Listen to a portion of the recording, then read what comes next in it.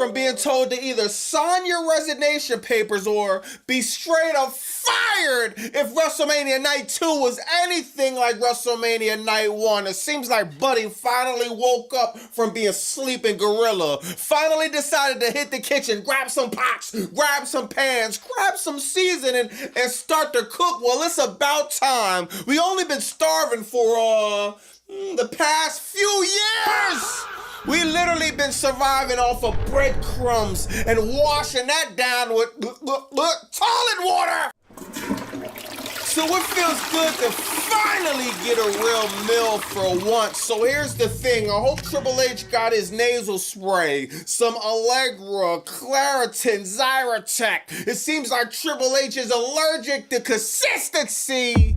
So it's gonna take more than just one good show. We got the Raw after WrestleMania. We don't need your allergies to start flaring up.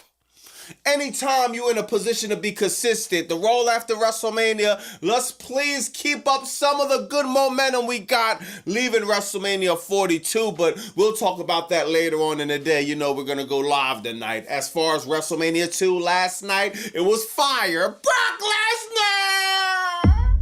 The Beast Incarnate did the right thing and passed the torch to Obafemi in a way you gotta respect. Not only did he let Obafemi no-sell the F5 and get the win, but after the match, something happened that caught almost everybody off guard. Brock Lesnar took his gloves off, unlaced his boots, and left them in the middle of the ring, basically letting everybody know he's hanging it up. He's done. And for him to give Obafemi that moment, man, that was incredible. We're watching the end of the era, y'all. Before our very eyes, Batista, John Cena, Brock Lesnar, the Apex Predator, Randy Orton, four guys from the OVW who became larger-than-life superstars are wrapping it up.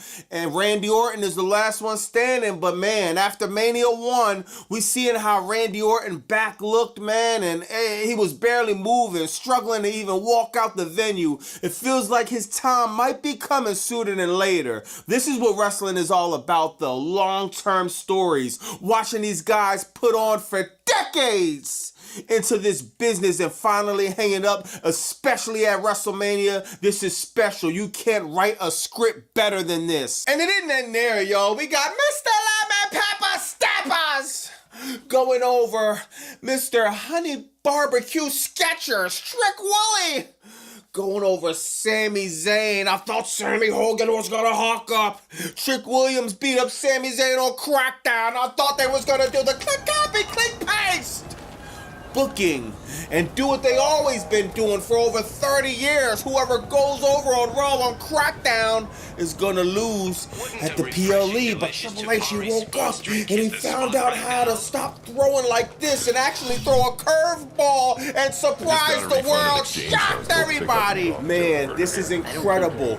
We have an opportunity to actually tell some good stories in Crackdown, which desperately needs it. 3 hours of trash, more nights than not, could potentially get saved. Now, this is the thing. Trick Williams and Carmelo Hayes, they could tell a story that could feed us all year into WrestleMania 43 if it's done right. If it's done right, man. You also got Sami Zayn, bro. I think Trick Williams, Sami Zayn, Carmelo Hayes, that could be a triple threat match that can also be fire too. I think at Backlash they should entertain that. We don't need to rush into Trick Williams or Carmelo Hayes. We know that's gonna cook. We know that has a long history. We know they are gonna deliver to the next level.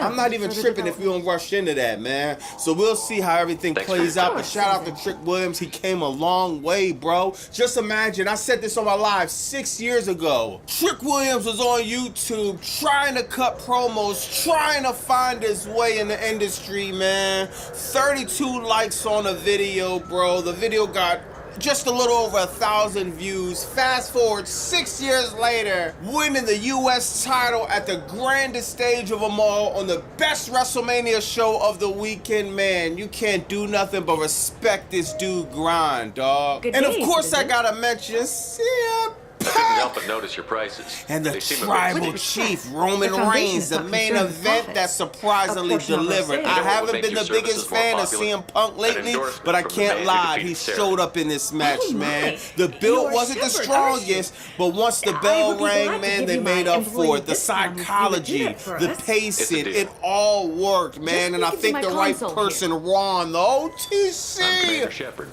Roman Reigns coming out on top. Now with some rumors that CM Punk might be going on a little hiatus, and to be honest, is well deserved, man. He's been putting in a lot of work for WWE since he came back at Survivor Series. So if you want to take a few months off, that's cool. The good news also is Roman Reigns is going full time at least throughout the summer. So we don't got to deal with too many bad Raws. Well, we're probably gonna have a lot of bad Raws, but at least we got Roman Reigns, the tribal chief, to give us some type of entertainment consistently throughout the summer. Now, Roman Reigns sent a few shots at Obafemi, basically letting them know, man, he ain't on a tribal chief level yet. Let's try to, you know what I mean, do your thing the summertime, and I'll holler at you at the end of the summer. Roman Reigns versus Obafemi seems like the direction they could possibly go in by the time SummerSlam comes around. This could even be a big match for WrestleMania 43 in Saudi Arabia. I know a lot of y'all want to see the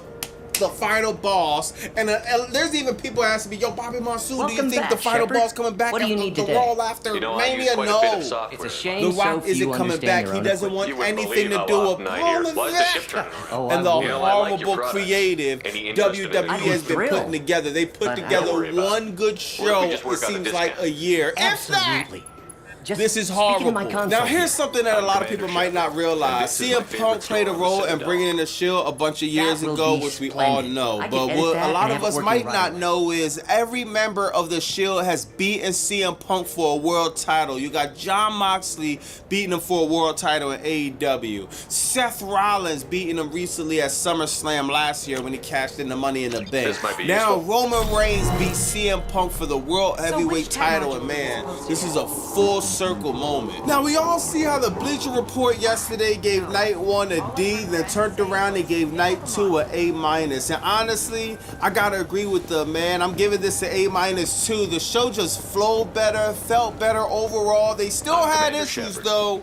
Most of the matches were still short. Outside of the main event going over 30 minutes, everything else felt really quick, really rushed. Even Brock Lesnar Obafemi, they was under 5 minutes. It caught me off guard. I'm not a fan of that. But man, beggars can't be choosers. The product was a lot better, man. Dog, these ads are getting out of hand, man. They even had ads in the middle of the ladder matches. So you know the ladder matches, they had like, I guess 5, 6, however many people in there, right? So in the middle of the entrances, you got literally commercials for Snickers. It's like, what? I'm gonna show you. Get a permanent residence or I'll run you in for vagrancy. Are you two serious? What? You falsely accused this girl of stealing from you. All you have to say now is that she could have stolen it. Now, just a minute. And you, she gets harassed and insulted by this guy, and you throw in a threat to arrest her for vagrancy? How about if I run you in for obstruction of justice? That is insane. Now I'm excited, man. WrestleMania Night 2 was fire, but I think both of you should get out of here. unfortunately for WWE, it's not going to be enough. You're not going to put on 52 weeks of complete garbage, then put on one WrestleMania Night 2 event that was solid, and think we're going to forget about the torture we had to go through most of the year. No, we need some consistency. Night 1 was one of the worst professional wrestling shows of all time.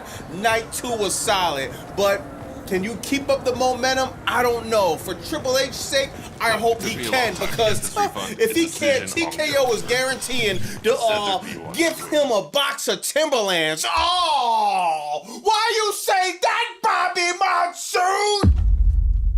Because if he's not consistent, I guarantee they're gonna be giving him the boot.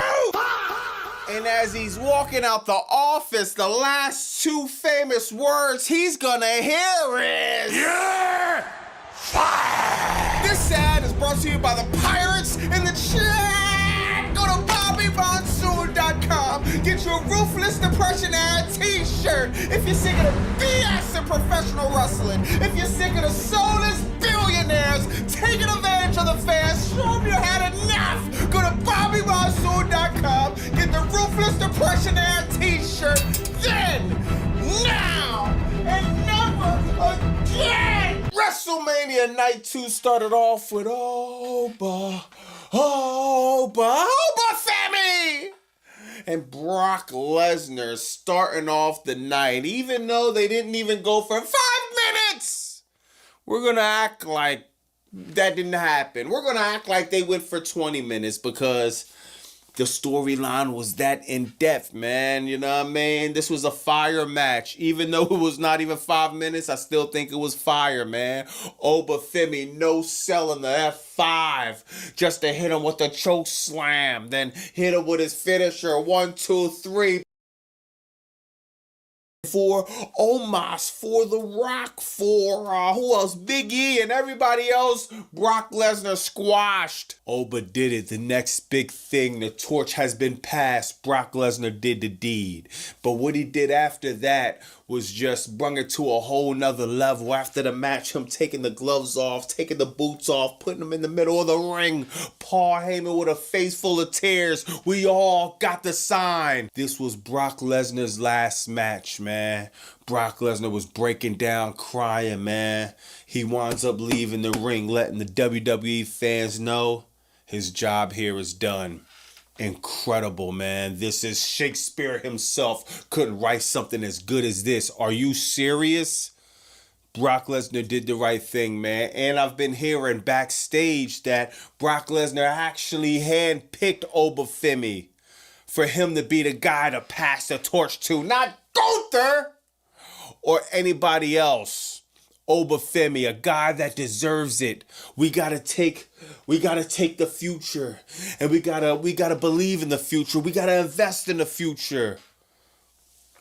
Brock Lesnar did the right thing, man. This was an incredible thing to see. What a way to start off WrestleMania. And to be honest, I don't remember WrestleMania ever starting off like this crazy, this emotional. Somebody retiring the first match, something as big as this, man.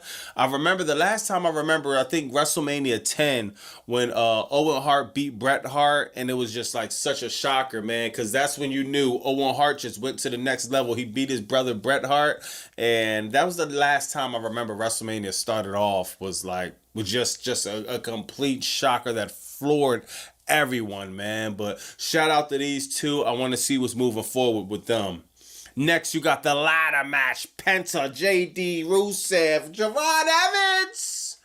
Who else? Dragon Lee was in this match. This match was fire, man. Shout out to everybody in this match. Rey Mysterio, everybody cooked. You had some crazy spots, man.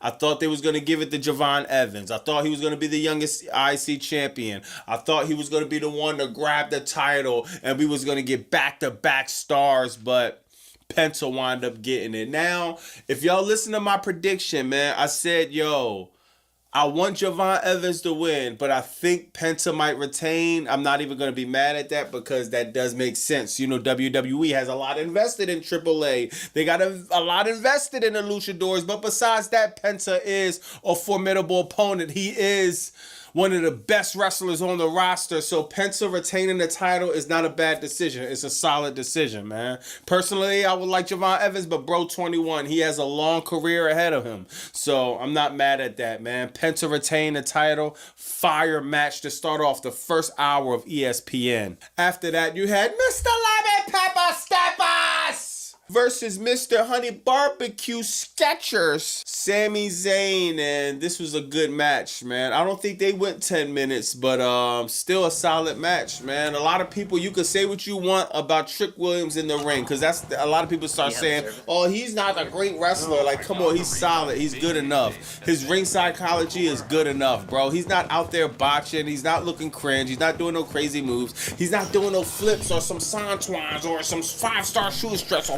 450s, 500s, whatever. He's not doing all of that. He goes in, he does the job, and he has the most important thing, which you can't teach, which is the it factor. Bro got it.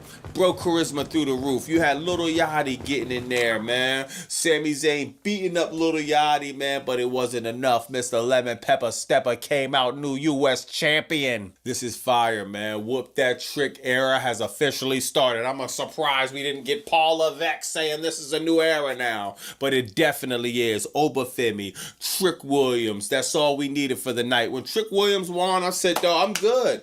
I'm good. I don't care about anything else that happens tonight. WrestleMania cooked enough for me tonight, man. So shout out to Trick Williams. I can't wait to see what him and Carmelo Hayes gonna do. I can't wait to actually see the Hill Sami Zayn. Push the button on the Hill Sami Zayn. We're sick of the hawking up Sammy Hogan Zayn. After that, you got Demon Finn Balor. Oh my God, that entrance was fire. This is what we needed. Finn Balor, the demon back. And they made it a street fight, man. I feel like WWE seen the backlash from night one and knew they had to take it to the next level night two, and they did, man. This was a street fight. Now, was this the best street fight of all time? No. If you watch AEW, you see a lot better street fights, like I said, with the unsanctioned match, but it don't even matter. They still delivered. Dominic Mysterio, they had a few good spots, man, but we all knew Dominic wasn't going over. There's no way he was going to go over Demon Finn Balor. Now, this is the thing. Monday Night Raw is later on tonight, y'all. Is Triple H, Triple GPT going to come up with a prompt to say, Finn Balor jobbing out again? No. Let's start the new year off for wrestling the right way. Let's have Finn Balor actually going over, actually getting some momentum, actually in some storylines or in a title picture, man. We'll see what's gonna happen. Next, you got Jade Cargill versus Rhea Ripley. Jade Cargill drops the belt to Rhea Ripley. Jade Cargill only had one, maybe two defenses. Good days. Come on, bro. We gotta give a little bit more respect to not only Jade Cargill to that undisputed women's title. How can we take the women's division serious if like women are dropping the belt on their second, third defenses? They're not even defending the belt like that. They're not booking the belt good. Whatever. I guess Rhea Ripley got her title back, and now her and Io Sky could be doing this for the next few months. Whatever, bro. Last, you had CM Punk, and Roman Reigns put on a 30-minute banger. Now, was it the worst match or was it the best match? No. Was it mid? I give it a little bit above mid. I give it solid. A solid 7 out of 10, man. I wasn't expecting no crazy spots. I wasn't expecting no crazy flips. I wasn't expecting anything crazy. I was expecting exactly what I got, man. Storytelling, maybe some blood here and there, a table spot, a few low blows, maybe a chair spot here and there, and the tribal chief raising the one up. Good day, my friends. Actually, Welcome I thought to the Citadel. Punk might have retained. I really didn't care who won, to be honest, man. I can't even remember my prediction because I honestly didn't care. The build-up to this fight was completely horrible. They made up for it a little bit in the match, but still, man. Disappointing build up to this fight. There's rumors that CM Punk is going on a hiatus along with AJ Lee, so shout out to them. Hopefully everything good with them. I believe CM Punk will be in the building tomorrow though, so we'll see about that, man. But let me know in the comments what you think about that WrestleMania Night 2. Fire. I give it an A- like Bleacher Report. I said that on my live. I give it an A-, man. I give WrestleMania overall, I give it a C- though, man, and I feel like I might be capping a little bit with that. I think it might actually deserves a D+, bro. Seriously, there's no excuse for 400 ads. There's no excuse for 500 commercials. There's no excuse for the horrible. I can't even find the words right now to explain how bad night one was. It's no excuse. You're charging too much for tickets. You're charging too much for merchandise. You're charging too much at the concession stand. You're charging too much at the parking lot. You're kicking people out for no reason. It's just too much stupid crap going on with WWE and TKO for me to be generous and give them a C- overall. So yeah, I give them a D+, bro. They have a long way to go. before you make me a believer again in this product, dog. Seriously. Let's start with Raw after WrestleMania. That is the first day of if this company is going to change the tide. Are they going to actually make a U-turn and Have be you tried professional Galaxy of wrestling? Fantasy Or yet? are you I just love going to go that back game. to the same It's crap? based I'm on going to turn Vampire on Raw Kiril. and we got some more Lyra Valkyria versus Becky Lynch. For no reason. Lyra Valkyria, Becky Lynch is fire, but anything without a storyline is trash. Let's hope they keep the momentum going. But let me know in the comments what you think about that. I'll holler at y'all Monday after Raw. You know, the same stuff live. And This meeting would be more productive we'll if see if they Udina keep was the to join momentum us. up. And hopefully I don't got to My go on advice live and act is belligerent unavailable. because some crap didn't As happen. counselor, Let me I know in the represent the comments what voice you of think human- about Shepard that. will be Bobby here. Monsoon, 215. Oh, Commander. Like, comment, subscribe. We're just talking about. It's been a long time, Anderson. I hope the last couple of years have treated you right. There have been some rough spots. We've heard many rumors surrounding your unexpected return. We called this meeting so you could explain your actions, Shepard. We owe you that much. After all, you saved our lives in the battle against Saren and his Geth.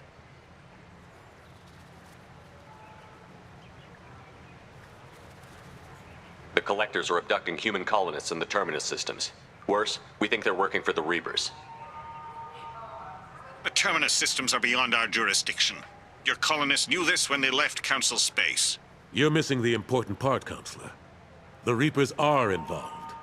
Ah yes, Reapers. The immortal race of sentient starships allegedly waiting in dark space. We have dismissed.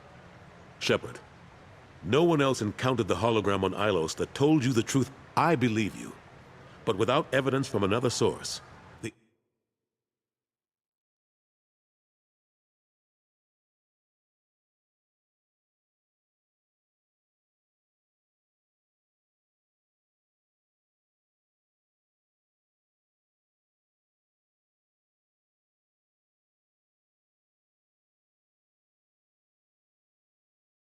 I've renounced racism.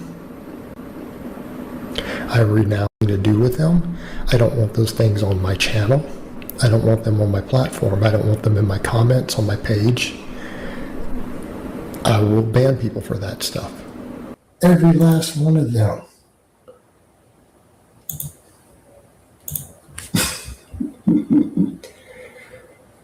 Killed himself and killed his wife in a fit of TDS Negro rage. Right? That's what he did. Yeah, I said that. Went violent. Shit, what it is, my nigga.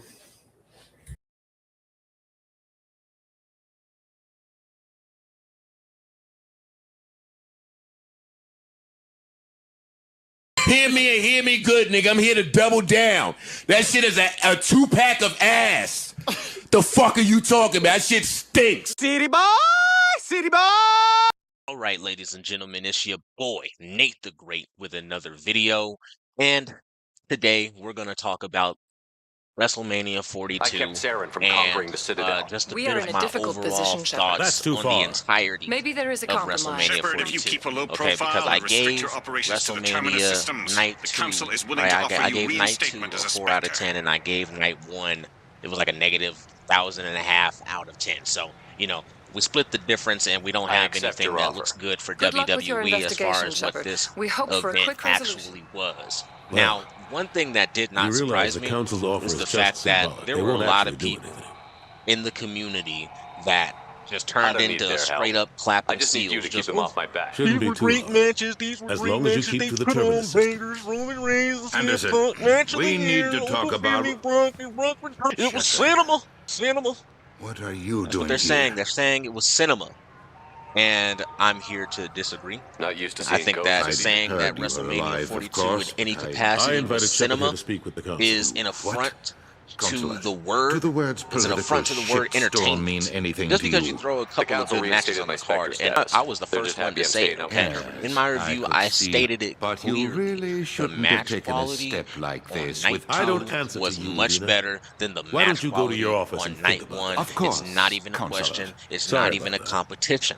Udina's Okay? never gotten over the, right fact that people I got won the in Council most position cases instead of him. on night 2 as well. Sometimes All I right? need to put him in his Roman place. Reigns, Rick Williams, What do you keep him around Obafemi. for? The right He's people got got his put uses. over in night 2 And if you want in something most plus, cases.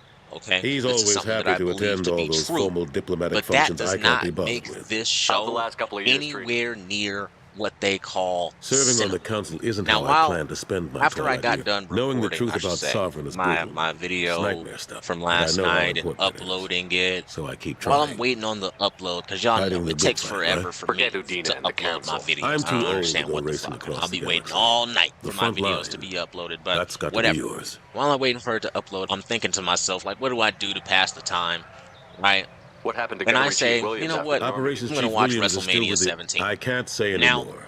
some Not people while may you're working say with Sirius. I better that go. that's Of course, not Shepard, I fair understand. because WrestleMania I wish 17, I it was could a be more different helpful. time, this, that, and But the if you other, ever want to right? talk, We're not in the same era. I'll be there. That's just nostalgia. All this garbage that they try to, just straight up brainwashing that they're trying to do to you. You know what I mean? They're trying to tell you to not believe your lying eyes, okay? I'm not going to be fooled. You got Cody Rhodes and all these other wrestlers that WWE allows to have a microphone shoved in their face with a box shoved up their ass. You got all these motherfuckers that'll come out here on these podcasts and say that this time that WWE right now, this is the best time to be a WWE superstar, the best time to be a wrestler, the best time to be a WWE fan, that everything is better than it was back in the day, that attitude era, if you say that it's better than now, then you're just hating. It's just nostalgia, this, that, and the other.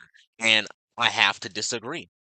Go back and watch WrestleMania 17. When you have the time, do it. Because the first thing that you understand is that WrestleMania 17, the one thing, if anything, is that it kept you engaged throughout the entirety of the show. What Commander, you've was received a new message WrestleMania at your 42? private terminal. What was it? It was one match, 15 minutes of commercials and a little bullshit here and bullshit there, right? That's what it was, and then another match. And that was the cycle of all of WrestleMania 42, with John Cena coming out there and lying to the people, talking about, oh, this 50,000 this night, 55,000 the next night, when they already told us that they only configured the building to fit 45,000 people. That's what they already said. 10,000 people didn't just appear to buy tickets at the gates. That it just didn't happen unless the tickets were fucking 95% off. You know what I mean? Fucking 99% off. That's the only way you could probably get like 10,000 people just to show up on a whim, or you're just giving them away for free. So that may have been the attendance, but they definitely didn't sell $55,000 or $50,000 or 50. Or they sold that price of tickets for sure, but they definitely didn't sell that many tickets at full price. Is what I'm saying. So, in between the matches, what did we have? We had nothing. We had nothing. We had advertising. We had cash grabs is what we had. That's what we had in between every single match. And this is why WrestleMania 42 sucked. And this is why all the PLEs in modern WWE suck. Because all they are knockoff, cheap-ass, fake UFC fight nights. That's all they are. Go out there, do your flips and dips and dives, try to tell a story in the ring. I'm not even going to try to put together a story for you. I'm not even going to try to put together something that's cohesive, something that makes sense, something that explores your character, something that makes the audiences get emotionally invested. I'm not going to do that. When I'm just going to throw you guys together, the people are going to shit on it the entire build-up, and you guys have to go out there and make the magic. Triple H is putting everything on everybody else, and this is what I'm saying. He's the biggest egomaniac because he expects all the praise. He's going to lap up all the praise from night 2. He's going to shrug off all the shit from night 1 because he already knew that was going to be terrible, and he was hoping and praying that night 2 was going to be the night that people were going to be talking about, which absolutely it is. People are going to be talking about Brock Lesnar retiring, Obafemi beating him, Roman Reigns getting the World Heavyweight Championship. People are going to be talking about that. People are going to be talking about the match with Roman Reigns and CM Punk. They're going to talk about it, okay? Because they did their job. The wrestlers, this is what I keep, this is why in my reviews now, I'm trying to be more lenient on the talent themselves, because there's only so much you can do as an actor, and and this is what I understand as a stage actor. There's only so much you can do if you don't have material. If you don't have material and you go out there, obviously you can improv, but if there's nowhere for you to go, if there's no end point that you're trying to reach, then what are you going to, what are you going to do? What's the actual payoff, and how can you ad-lib your whole way there? This is where creative is supposed to come in and actually give these people storylines, so that way people are invested in the storylines up until the moment. And then at the moment, when the time actually comes for the match, it's so built up. All right, now we actually have the feeling of a legitimate payoff. This art is lost. Now, I watched WrestleMania 17, which is absolutely spectacular. If you have not watched it, please go back and watch it. I'm going to say it many times. It's a great fucking show, because when you're watching it, it feels like you're watching a movie. We can talk about the match quality, right? Well, we're talking about Kurt Angle versus Crispin, right? We're talking about Eddie Guerrero versus Test, right? We're talking about Vince McMahon and Shane McMahon, right? Like in the match where Linda, she rises from her zombie state, right? Trish Stratus finally gets her revenge on Vince McMahon for being a dirty creep, right? This was what the matches were. But let's talk about what happened in between the matches, during the times where we were getting a motherfucking commercial break card or advertisements. All right, we'll be right back. Commercial break. During that time, all right, where Triple H is bullshitting, where Triple H has absolutely nothing, Vince McMahon in this era and Vince Russo, right, these guys were on point. Because between every single match, every single superstar who had something to do that night, they had a segment, some sort of segment. If they didn't have the segment on Sunday Night Heat, they had the segment on WrestleMania 17, and it was interviews, it was backstage segments, it was people, Vince McMahon telling Trish, did you load Linda up with the space cakes this time? Oh yeah, she's doubled up on her dose this time. You know what I'm saying? She's doubled up on her dose. These are the things that we do not have in WrestleMania 42. Every got something that was going to further their storyline that night and get people excited for their match that night. It wasn't just waiting for the build-up, setting up the next match in between, and while we're setting up the match in between, nothing is happening. We're talking about the Big Show, Kane, and Raven in a triple threat hardcore match where they're going backstage, they're crashing through walls, Test is driving a fucking golf cart and almost takes WWE off the air. I'm pretty sure that's a work. I'm pretty sure, you know what I'm saying? But hey, it's a good story, right? This is what happened at WrestleMania 17. And they're trying to tell me, they're trying to brainwash you. They're trying to brainwash the people into believing that if they throw a couple of good matches onto the card, they don't have to have anything else surrounding it. They don't have to have a storyline built up. They don't have to have anything. And Triple H is complaining. He's saying, oh, we need to have an off-season. He's complaining in one of his most recent interviews saying, oh, you know, there's no off-season. Everything just keeps on going, this, that, and the other. Vince McMahon did this shit 40, 50 years, never complained about an off-season once. Never. They had to force Vince on retirement multiple times. And what is he doing on retirement? Laptop right at the ready. Writers on the phone like, yo, all right, so what are we doing for this Monday Night Raw? What are we doing for this Friday Night SmackDown? What are we doing for the upcoming pay-per-view? All right, how are we going to tie this in? How are we going to do this? How are we going to do that? Give me ideas. What's going on? What are we doing? Yeah. People call it crazy, but there's a reason why WWE and why pro wrestling went from a backyard circus act to a billion-dollar industry. A multiple billion-dollar industry. There's a reason why, and it's because it took that work. And while Triple H was out here on podcasts begging the people not to blame him for why the shows suck so bad, and just begging the people just to take what they have because, oh, it's so hard, you just gotta understand when people get injured, you know, there is no backup Cody Rhodes, there is no backup Roman Reigns, there is no backup all this and what we do, and all this shit. Right? And while he's over here complaining all through the week, Vince McMahon would have been in his office tweaking everything, making sure that WrestleMania 42 was the best show that it could possibly be at his ability. That's the difference. That's why this show fucking sucks, because there is nothing surrounding it. There is no substance. All the substance is being put into advertisements. The time slots where in WrestleMania 17 there would be people in interviews and in segments and doing things backstage and all this. In those times, the superstars are fucking filming where they could be filming pre-tapes for the show. They're filming advertisements. Jey Uso filming advertisements. These guys are LA Knight, when he could be cutting interviews and actually using his charisma to get other people over and to get people excited for the show. They're using his charisma to cut advertisements for Slim Jim and Cricket and all this goofy ass shit. This is where the energy is going, and that's why the show feels dead, because the whole show is just a big advertisement. And when there's time to be creative, when there's time to put effort in, when there's time to put work in, they opt out and they give you the commercial break blue screen. That's what they do when they're given the opportunity to give us something special.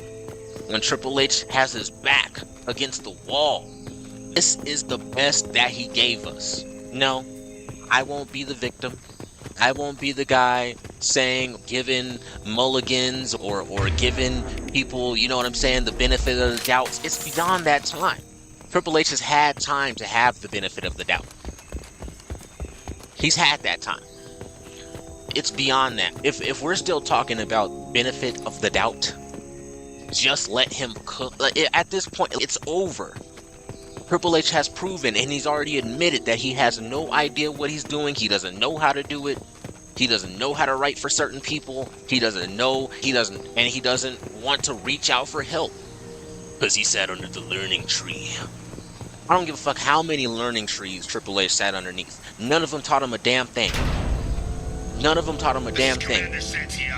If Triple H sat under anybody's learning tree, all he did, he was there just to be there, just so he could say that he was there. He wasn't there soaking up any knowledge, soaking up any information. He already knew he had the job. He got Stephanie. He already knew he had the job at that point. All he has to do is just wait it out. Don't die and wait it out. And you will find your moment. You will find your opportunity in order to take over the company. And if you got to use snake tactics like he did, we all seen the text messages of him trying to be a snake to Vince McMahon, going behind his back to Nick Khan. We all saw it. And if you didn't see it, somebody on there's cheap ass blog channels that talk about this shit. You know what I'm saying? I'm gonna talk about the stories. But there are these cheap ass blog channels that don't talk about shit like that. The text messages and the other. All this shows me is that Triple H has been a snake this whole time. And obviously you already knew that. We saw how we did China, but seriously, he was a snake this whole time, and when his back was against the wall, this was the garbage product that he produced. Not a single one of the matches on WrestleMania 42, I don't give a fuck if it was the tag match, I don't care about Paige coming back, I don't care about that. The match was 8 minutes. You had 8 women in there and you gave them 8 minutes. You get 1 minute per bitch in that match. 1 minute per bitch in that match. A World Heavyweight Championship match that only lasted 7 minutes in the women's match of Liv Morgan and Stephanie Vicaire. And people are going to shrug all that off. They're going to shrug off the fact that for 20 minutes in between each match, they were left with nothing but ads and a fucking commercial break. Hard. We'll be right back. Commercial break. Ready to kill or be killed on my If you don't have the advertisements to fill up that space, then why don't you give us something that's going to keep the people interested and keep the people engaged? How many people turned off during that fucking shit? I know I almost did multiple times. If I wasn't interviewing this shit, you know how disrespected I felt?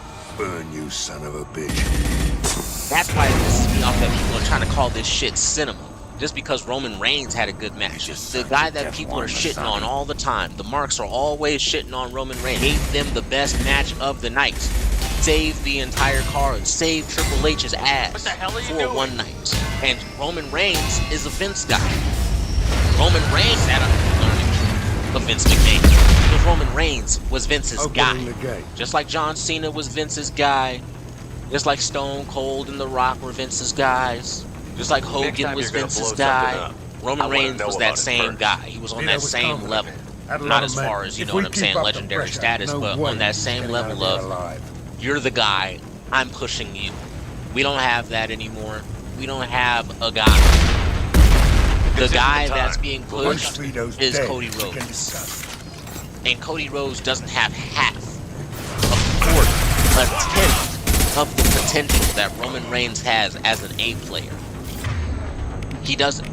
Great B star, you know what I mean? He could be the great B side of any story, I think, especially if he was a heel. But as the white meat babyface, Cody Rhodes has proven time and time again that he cannot be trusted in that role. Cody Rhodes does shit for selfish reasons.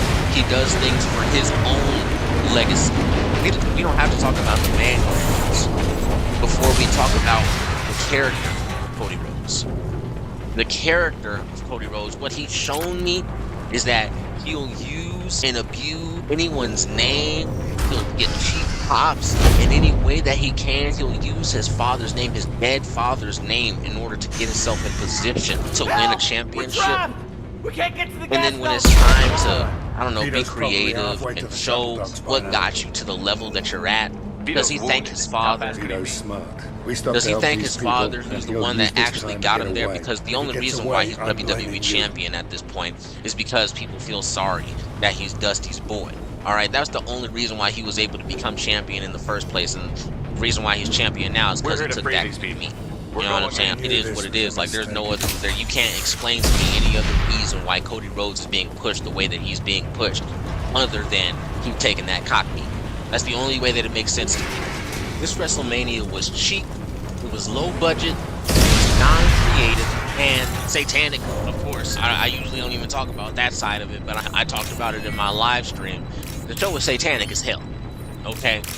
So that just makes it worse. If you're gonna be satanic, then at the very least what you can do for me is you can be entertained. You can be entertained at the very least if you're gonna be entertaining, and or if you're gonna be satanic, or show your Masonic pledges and all that and the other. That's fine. Do what you're gonna do, but make it entertaining, motherfucker. Can we do that? Can we actually do that? That's all I ask out of this company. I ask for storylines, I ask for creativity, I ask for effort, okay? Because they expect us to pay thousands and thousands and thousands of dollars to go to these shows, thousands of dollars per year, just to watch these shows on however many streaming services they decide to cut a deal with, alright? Whatever snake back alley deals they got going with these streaming services, they expect us to give effort in order to watch. So I expect them to give effort for a product that they expect us to pay for. Okay? That's all I ask, and I don't believe that that's too much. I don't think that I'm hating on that because of that, alright? Congratulations to the boys and girls. I really hope that everyone has great careers ahead of them. That's what I hope for. I hope that Obafemi goes on, because like right now, Obafemi, he can't lose. And he can't, not only can he not lose, he can't have a 50-50 match with anybody except the very top guys. That's it. Because if he has a 50-50 match with anybody, it absolutely destroys the mythology of Brock Lesnar as a whole. That throws 20 years of history down the drain. Like, there's so many delicate things that have to be handled at this point that I don't trust Triple H to handle. So maybe you do. Let me know what y'all thought down in the comments below. What did you guys rate this show? I think I'm gonna give the overall of the show. If I had to give it an overall rating, I'd probably give it a 3 out of 10. The overall rating of the show, 3 out of 10, which is a fucking F. This show was garbage. This show sucked. It had no content. No content. From the chief creative officer, chief content officer, he had no content for us. So that's what I give the show. Let me know what y'all thought about the show down in the comments below. Like and subscribe if you want to hear some more. And I'll see you guys for Raw tonight. So this has been your boy Nate with another video. And I'll see you in the next one. Peace.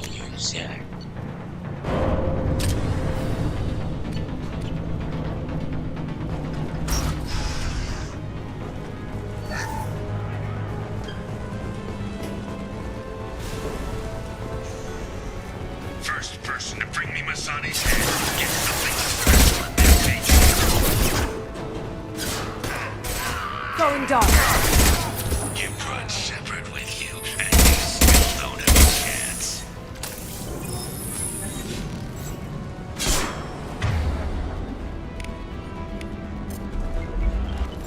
I took your blue sons. I took your life.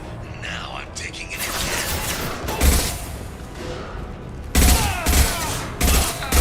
Take a knee now, Zaid, and maybe I'll forget this ever happened.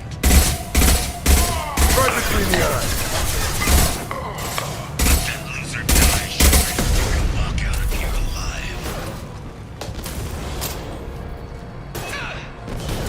Never should have come here, Zaid. Did you forget who you're dealing with? Get ready, Zaid. Here it comes.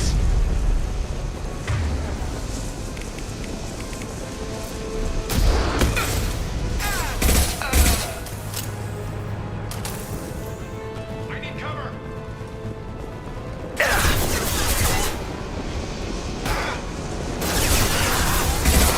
Now you see me.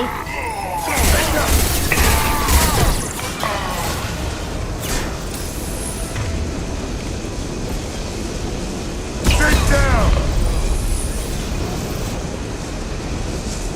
Someone's coming. That fuel tank's coming loose. Shoot it. Bring it down on top of him.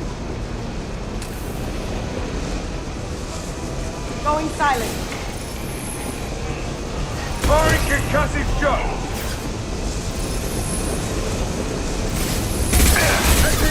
Shoot it down.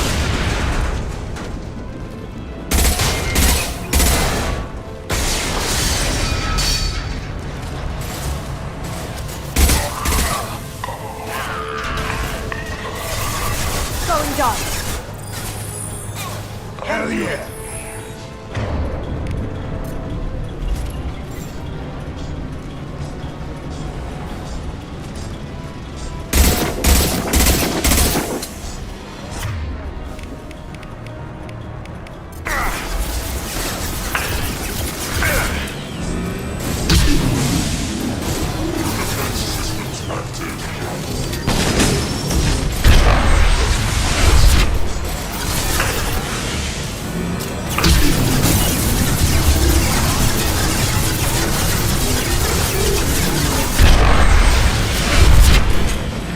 Firing concussive shot. Look out!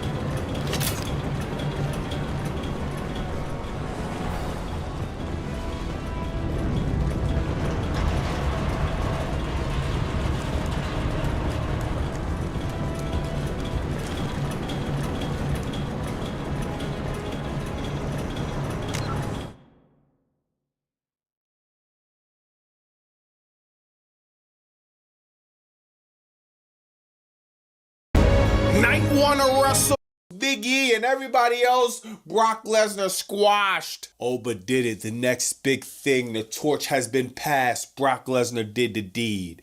But what he did after that was just bring it to a whole nother level. After the match, him taking the gloves off, taking the boots off, putting them in the middle of the ring.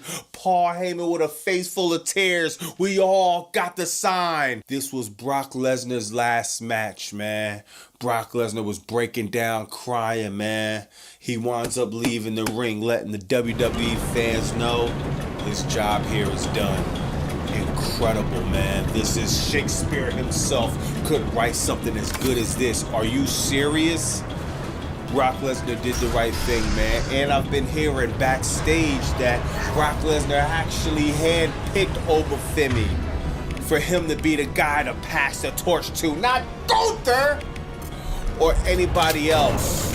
Obafemi, a guy that deserves it. We gotta take the future, and we gotta believe in the future. We gotta invest in the future. Brock Lesnar did the right thing, man. This was an incredible thing to see. What a way to start off WrestleMania. And to be honest, I don't remember WrestleMania ever starting off like this crazy, this emotional. Somebody retiring the first match, something as big as this, man. I remember the last time I think WrestleMania 10, when Owen Hart beat Bret Hart, and it was just like such a shocker, man, because that's when you knew Owen Hart just went to the next level. He beat his brother Bret Hart, and that was the last time I remember WrestleMania started off was like with just a complete shocker that floored everyone, man. But shout out to these two. I want to see what's moving forward with them. Next, you got the ladder match. Penta, JD, Rusev, Javon Evans. Who else? Dragon Lee was in this match. This match was fire, man. Shout out to everybody in this match. Rey Mysterio, everybody cooked. You had some crazy spots, man. I thought they was going to give it to Javon Evans. I thought he was going to be the youngest IC champion. I thought he was going to be the one to grab the title, and we was going to get back-to-back stars, but Penta wound up getting it. Now, if y'all listen to my prediction, man, I said, yo, I want Javon Evans to win, but I think Penta might retain. I'm not even going to be mad at that because that does make sense. You know, WWE has a lot invested in AAA. They got a lot invested in the Luchadors, but besides that, Penta is a formidable opponent. He is one of the best wrestlers on the roster. Penta retaining the title is not a bad decision. It's a solid decision, man. Personally, I would like Javon Evans, but bro, 21, he has a long career ahead of him. So I'm not mad at that, man. Penta retain the title. Fire match to start off the first hour of ESPN. After that, you had Mr. Lemon Pepper Steppers versus Mr. Honey Barbecue Sketchers, Sami Zayn, and this was a good match, man. I don't think they went 10 minutes, but still a solid match, man. A lot of people, you can say what you want about Trick Williams in the ring, because that's a lot of people start saying, oh, he's not a great wrestler. Like, come on, he's solid. He's good enough. His ring psychology is good enough, bro. He's not out there botching. He's not looking cringe. He's not doing no crazy moves. He's not doing no flips or some santwans or some 5-star shooting strips or 450s, 500s, whatever. He's not doing all of that. He goes in, he does the job, and he has the most important thing, which you can't teach, which is the it factor. Bro got it. Bro charisma through the roof. You had Little Yachty getting in there, man. Sami Zayn beating up Little Yachty, man, but it wasn't enough. This 11 Pepper Stepper came out new U.S. champion. This is fire, man. Whoop That Trick era has officially started. I'm surprised we didn't get Paul Levesque saying this is a new era now, but it definitely is. Obafemi, Trick Williams, that's all we needed for the night. When Trick Williams won, I said, "Yo, I'm good. I'm good. I don't care about anything else that happens tonight. WrestleMania cooked enough for me tonight, man." So shout out to Trick Williams. I can't wait to see what him and Carmelo Hayes gonna do. I can't wait to actually see the Hill Sami Zayn. Push the button on the Hill Sami Zayn. We're sick of the hawking up Sammy Hogan Zayn. After that, you got Demon Finn Balor. Oh my God, that entrance was fire. This is what we needed. Finn Balor, the demon back. And they made it a street fight, man. I feel like WWE seen the backlash from night one and knew they had to take it to the next level night two, and they did, man. This was a street fight. Now, was this the best street fight of all time? No. If you watch AEW, you see a lot better street fights, like I said, with the unsanctioned match, but it don't even matter. They still delivered. Dominic Mysterio, they had a few good spots, man, but we all knew Dominic wasn't going over. There's no way he was going to go over Demon Finn Balor. Now, this is the thing. Monday Night Raw is later on tonight, y'all. Is Triple H, Triple GPT going to come up with a prompt to say, Finn Balor jobbing out again? No. Let's start the new year off for wrestling the right way.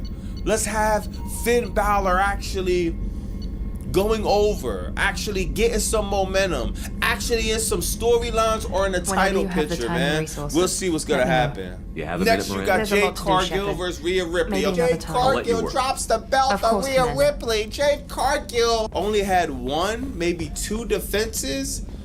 Come on, bro. We gotta give a little bit more respect to not only Jade Cargill to that undisputed women's title. How can we take the women's division serious if like women are dropping the belt on their second, third defenses. They're not even defending the belt like that. They're not booking the belt good, whatever. I guess Rhea Ripley got her title back, and now her and Io Sky could be doing this for the next few months, whatever, bro. Last you had CM Punk, and Roman Reigns put on a 30-minute banger. Now, was it the worst match or was it the best match? No.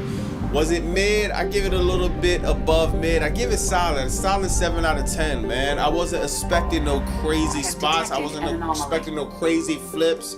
I wasn't expecting anything crazy. I was expecting exactly what I got, man. Storytelling, maybe some blood here and there, a table spot, a few low blows, maybe a chair spot here and there, and the tribal chief raising the one up. Actually, I thought Punk might have retained. I really didn't care who won, to be honest, man. I can't even remember my prediction because I honestly didn't care. The build up to this fight was completely horrible. They made up for it a little bit in the match, but still, man, disappointing build up to this fight. There's rumors that CM Punk is going on a hiatus along with AJ Lee, so shout out to them. Hopefully everything good with them. I believe CM Punk will be in the building tomorrow though, so we'll see about that, man. But let me know in the comments what you think about that WrestleMania Night 2. I don't think the ship is safe. Fire. I give it an A- like Bleacher Report. I said that on my live. I give it an A-, man. I give WrestleMania overall, I give it a C- though, man. And I feel like I might be capping a little bit with that. I think it might actually deserves a D+, bro. Seriously. There's no excuse for 400 ads. There's no excuse for 500 commercials. There's no excuse for the horrible. I can't even find the words right now to explain how bad Night 1 was. It's no excuse. You're charging too much for tickets. You're charging too much for merchandise. You're charging too much at the concession stand. You're charging too much at the parking lot. You're kicking people out for no reason. It's just too much stupid crap going on with WWE and TKO for me to be generous and give them a C- overall. So yeah, I give them a D+, bro. Systems online. They have a long way to go before you make me a believer again in this product, dog. Seriously. Let's start with Raw after WrestleMania. That is the first day of if this company is going to change the tide. Are they going to actually make a U-turn and be professional wrestling? Or are you just going to go back to the same crap? I'm going to turn on Raw and we got some more Lyra Valkyria versus Becky Lynch. Let's take a closer look. For no reason. Lyra Valkyria, Becky Lynch is fire, but anything without a storyline is trash. Let's hope they keep the momentum going. But let me know in the comments what you think about that. I'll holler at y'all Monday after Raw. You know, the same stuff live, and we'll see if they keep the momentum up. And hopefully I don't gotta go on live and act belligerent because some crap didn't happen. Let me know in the comments what you think about that. Bobby Monsoon 215. Like, comment, subscribe. Blah!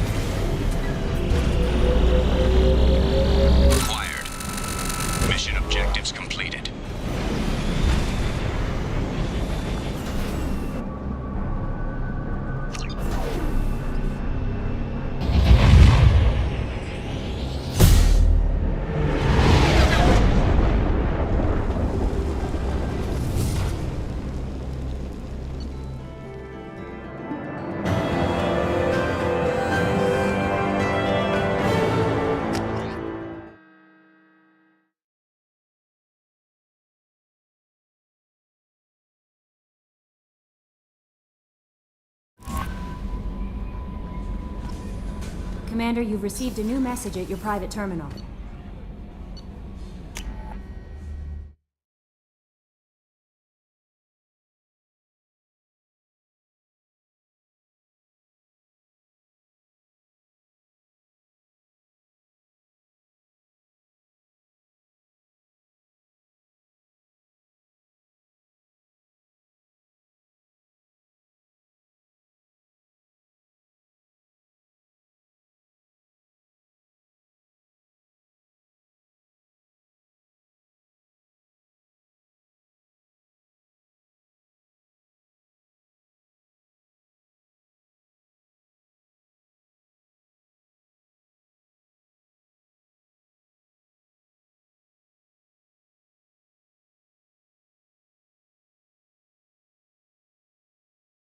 Wrestling. Emergency meetings about it. They've started off.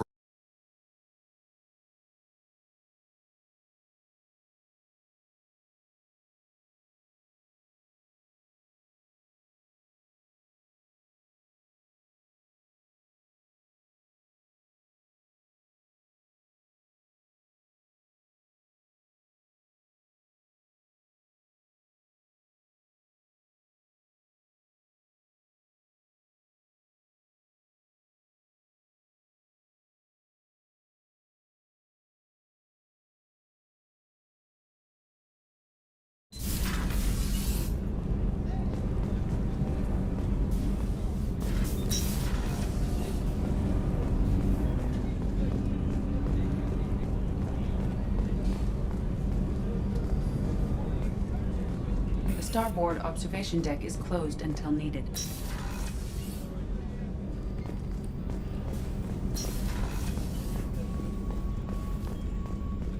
Did you hear? Another colony went missing.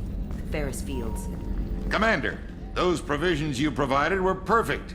I owe you. I've already thrown together some of my calamari gumbo. Here, try a bite.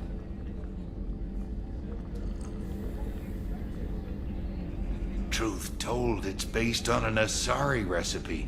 Seems a little cannibalistic to me with their tentacle heads and all, but they ain't no... Anyway, thanks again. You really came through.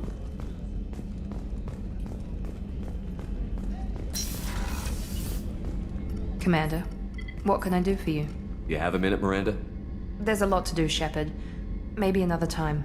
I'll let you work. Of course, Commander.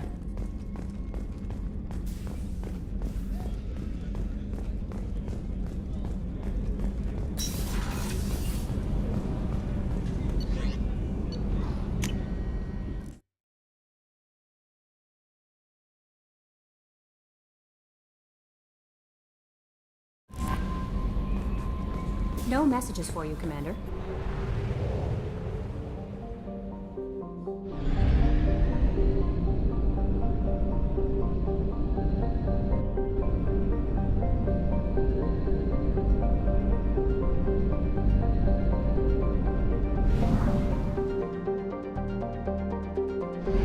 Only half our fuel remains.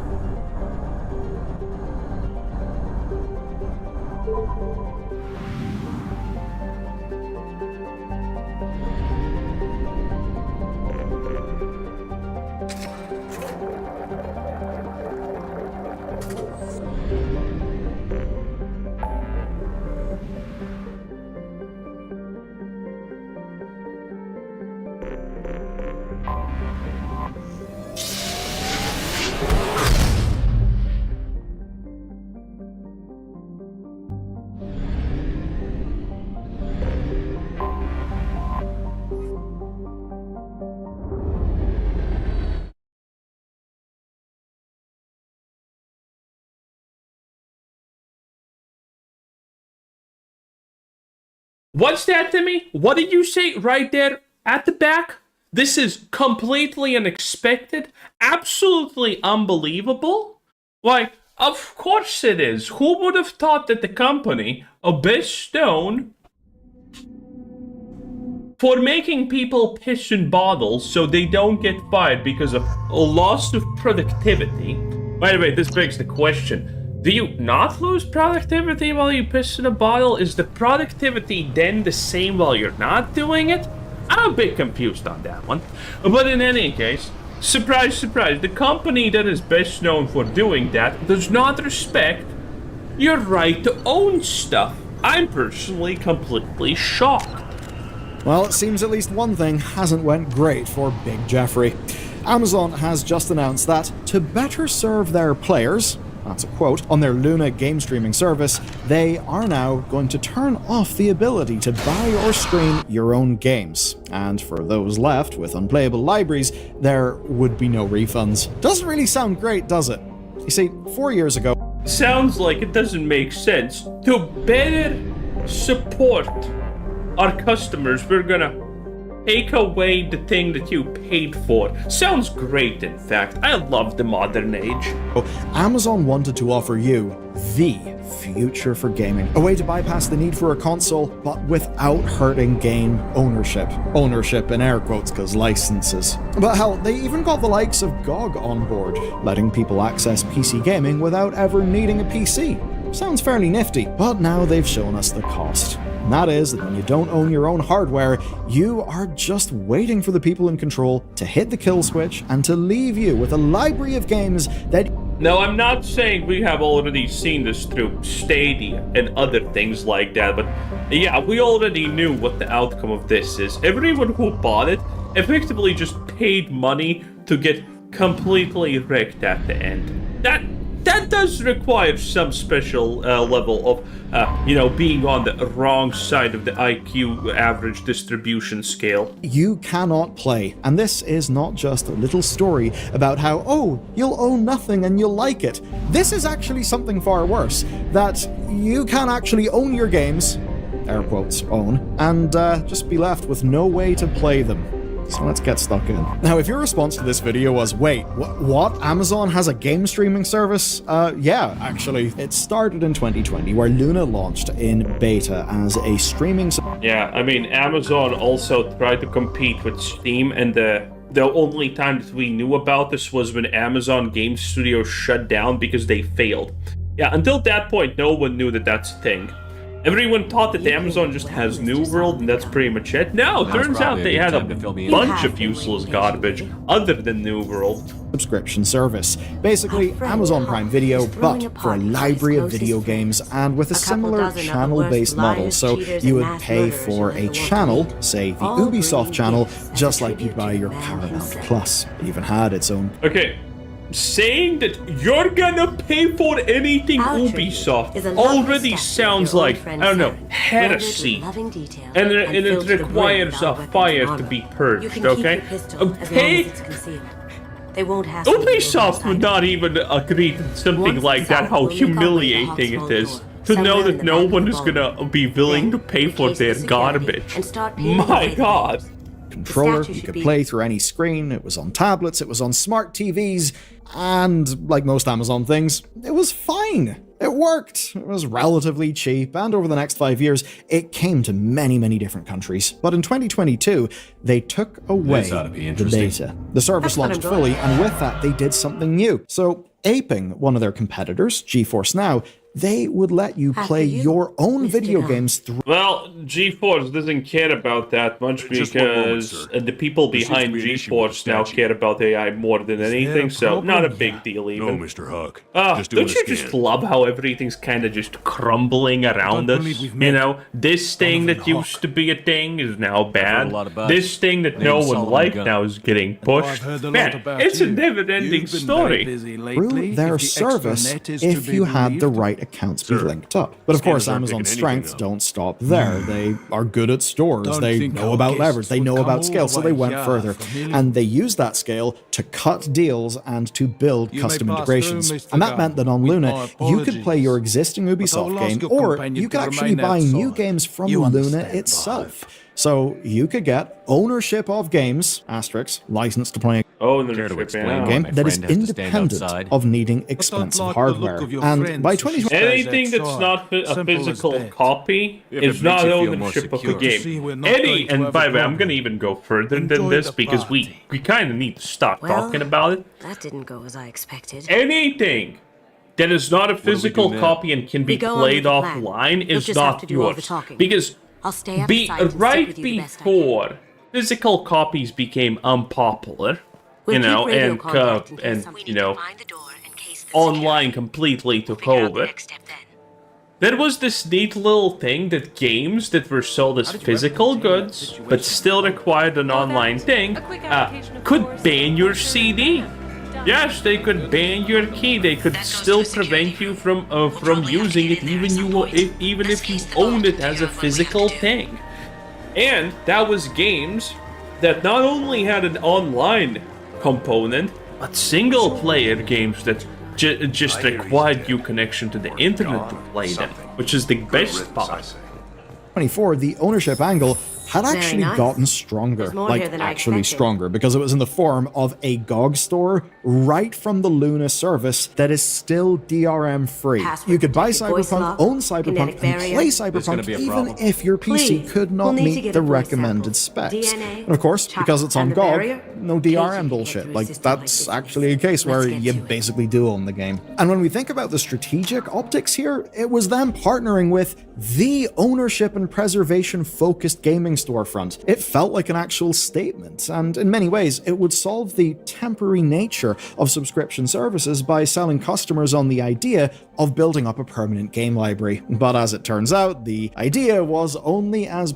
The concept of GOG is nice, and I would love it to be popular and to actually use it, but the reality is, it's just not convenient enough for me to switch from Steam, where I have a bunch of games, to, that I don't actually own them. We own nothing on Steam. It's all just licenses. To something like GOG, where we would technically own it forever, which would be great, technically. But that's not happening because it's just not good enough currently. Permanent as the interests of Amazon's executives, which, as we're about to find out, have been rather fleeting. So this got caught up in the big macro story, which is Amazon getting out of games. They've been getting out of games for the last 6 months, and the first thing they got out of was development, where in October, one of their biggest successes, New World, saw most of its staff laid off. Wait, what do you mean successes? New World? I think they did a decent amount of sales, but New World collapsed. I mean, we're talking about a game that you literally could post JPEGs in the chat because Amazon, I mean, they literally hired Pirate Software to be a developer for them for a time. That's right, our boy, Pirate Blizzard 7 Software, was not only a second-generation Blizzard Nepo baby, but he was also a first-generation Amazon Nepo somehow, probably. So there you go. That probably shows you all the quality that we're talking about. And then people understood, wait a minute, we can insert code into New World through the fucking in-game chat. Which was also a problem, needless to say. New World was such an absolute mess. I think it did sell a decent amount of copies. It probably sold close, if not more than 4 million copies. Maybe it has sold 5 million copies at this point.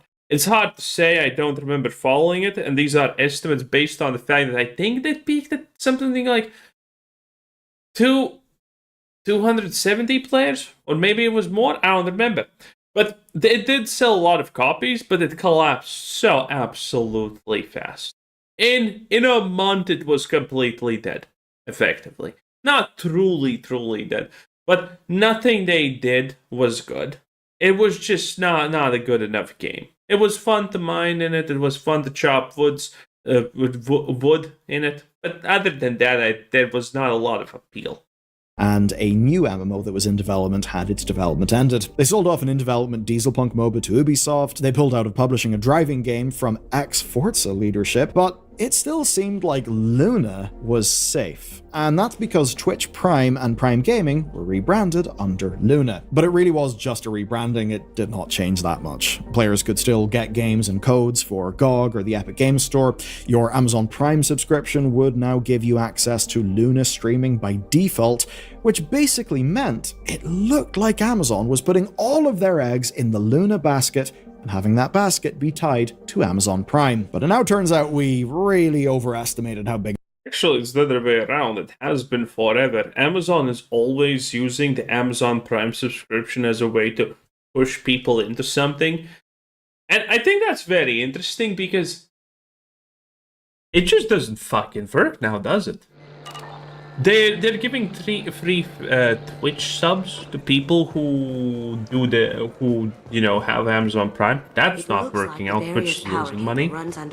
Now, granted, the point of Twitch is it loses money, but it's still the household staple name of a thing. So that is power in of itself.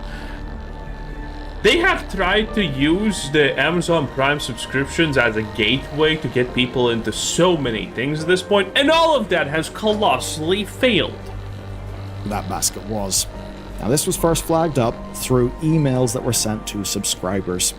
And what has happened is that Amazon has announced that as of April 10th, they've come up with, quote, a better way to serve their players.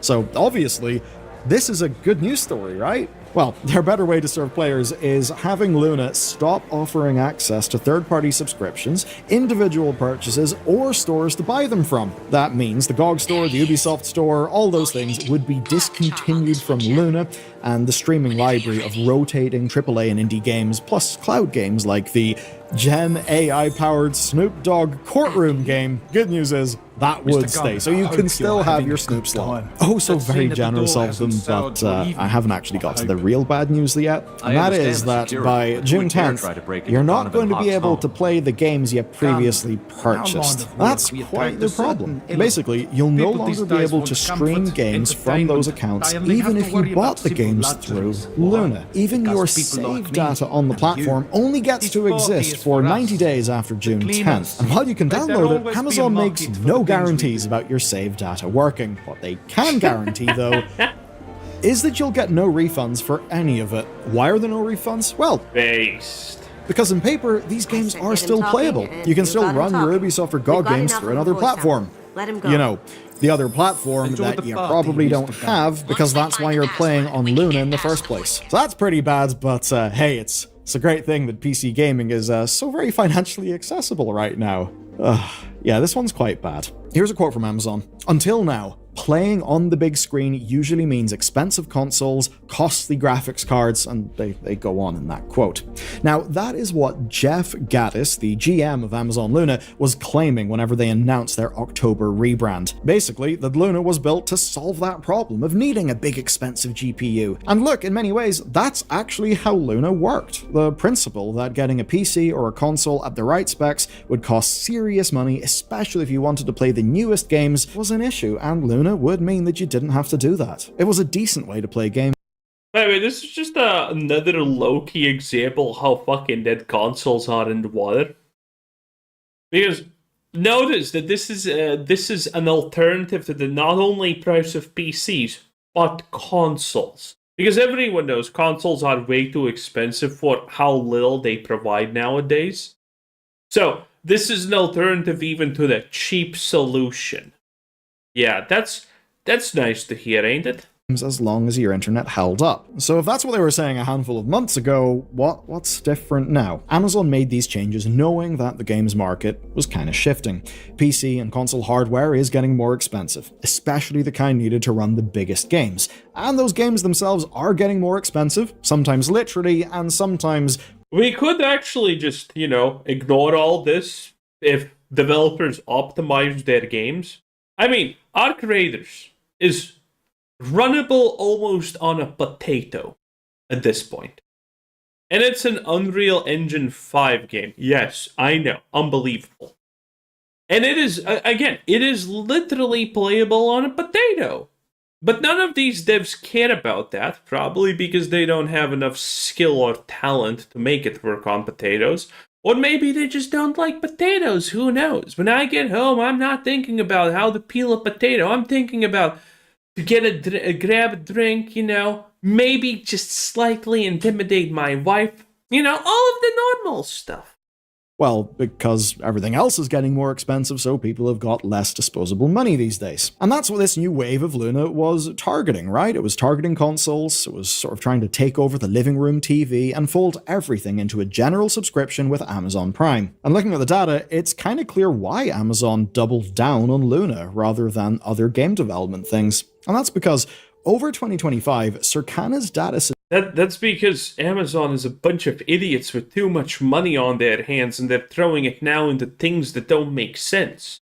Wait, I'm not joking on that even. Suggests that subscription spending was up by 20%. And that trend is continuing into 2026. Basically, what we've seen from the various industry stats people is the general game spending is... Wait.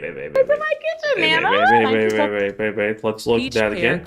Every video game spending was flat when compared to blah blah blah non-mobile subscription Okay, so it's subscription spending as a generalized thing. This does not mean that there was growth in the industry. This means, hey, Netflix is more expensive again, and that's somehow a game thing, by the way. Which, by the way, could actually be true, considering how these people lie with statistics non-stop. Game spending, especially for younger Americans, was down, and that's even before the economic chaos that's went on as of late. So, yep, I mean, of course, it's of course, video game spending is down for young Americans. Everyone's buying a hammer to bone smash and look smacks better because that's the stuff that matters in life in reality. Okay, if you're not look smashing or hag maxing, or whatever type of maxing, especially gested maxing, then you're not doing a good job, are you? In a time where players want value for their money, Amazon doubles down on subscriptions. Seems to make a lot of sense. But that doesn't yet tell the full story, because it's actually when we take a look at Circana's predictions for 2026 that all of this comes together. And remember, Circana are, in the industry, actually trusted as a source. So whenever we're talking about Circana numbers... I don't fucking even believe this, by the way. Circana is supposed to be trusted because every company gives them their numbers? Why wouldn't these companies lie? I mean, listen, do you think all of these failing companies are going to give their actual numbers to this third-party place so it can be compared to their competitors? Hell no! That is stuff that actual decision makers in these companies will actually be looking at. Here's a quote. If hardware becomes cost prohibitive, expect increased play on existing devices, growth in PC and mobile gaming, and accelerated adoption of cloud gaming. So what we're seeing then is Amazon are betting on the future of cloud. Accelerated adoption of cloud gaming, sure, yes, of course. That's why? That sounds so stupid. Cloud gaming. And everything that they've done in the last 6 months tells you that they think that bet is a sure thing. Here's where the story's going to feel a bit weird for, I'd say, most people watching this video. So, cloud gaming, as a market in its own right, has had many wobbles. I remember Gaikai or whatever it was called back in the day. Most recently, though, there's the fall of Google Stadia in 2022, which truly does feel a vast period of time in the past. History's moving too quickly. Anyway, at that time, Google had tried to build a big platform, just kind of like the console makers did, and Google had big, high-profile executives attached to it. They had first-party studios as the bedrock of their plan. Just think of all the acquisitions Google made. Obviously, it didn't work, and that's partially for Google's own internal chaos, but also because most of the US and large chunks of the rest of the world aren't really set up for a future where streaming beats just running a game on your own hardware. Now, of course, there's another service in existence, GeForce Now, that gives you access to much of your own library, but you have to build that library yourself off-platform. But unfortunately for it, it's relatively messy to make work. Does anyone use GeForce? Isn't that just a massive meme? For non-technical users. Look, I know you might think, oh come on, that is so simple, it'll take no time. Well, that's because you know what to do. And often with non-technical users, it's not the literal steps that are the problem, it's that they can't really conceptualize what they've actually got to do to make this thing they don't really understand work. But you know what that kind of user does understand? Something like, say, Netflix Game Controller app. It actually works so well that GameFile says it was the top downloaded app during the US during the Easter holiday, and it's consistently in the top 25 list. So actually, even though that's not something I've ever even thought about doing myself, maybe that's the same for you, evidently a lot of people are actually playing video games on their TVs right now, and they're doing it through nothing more than their Netflix subscription. And that's because that subscription has given them an easy entry point. And what we see now is that Amazon wants to follow suit. So what they're focusing on is not getting you or I to move our gaming habit over to Luna. They're instead focusing their cloud gaming efforts on their... Netflix is probably 5 days away from announcing a price hike for that, like always. Existing Amazon Prime subscribers, basically giving them more value and more things, and targeting their business towards the kind of people that would not know what a GOG is.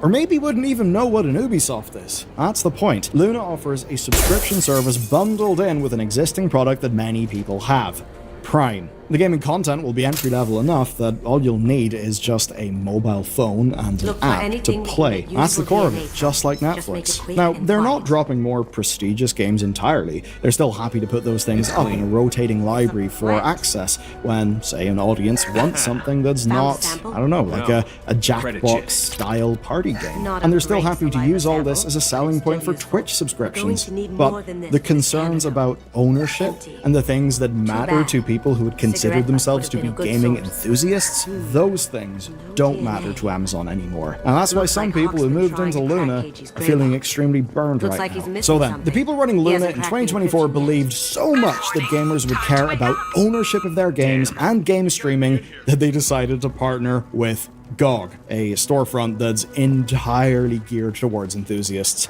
As far as partners go, few would be better placed to convince hardcore gamers that Luna actually cared about the same things that they did. Though obviously, it's not just Luna, it's Amazon Luna, and I think Amazon being there, well, just means that most people would have tuned out to that message. Now, I'm sure those execs had good enough intentions, but as of now, those good intentions won't matter. The promises made to players about their libraries won't matter either. It's... And probably none of this can be saved, except when they get sued for something, probably in Europe. Now, we're gonna see if that happens, because this is typically the next step how this works. Oh. You're canceling this thing? Oh, but you could use it on another platform. Yeah, that's not good enough here. I wonder if Europe is gonna sue Amazon. I mean, Europe loves suing Amazon. Let's get out of here. It is what it is. In any case, that was a billiard games, 10 out of 10. Remember, you will own nothing and probably still not be happy, because let's be real. Bye!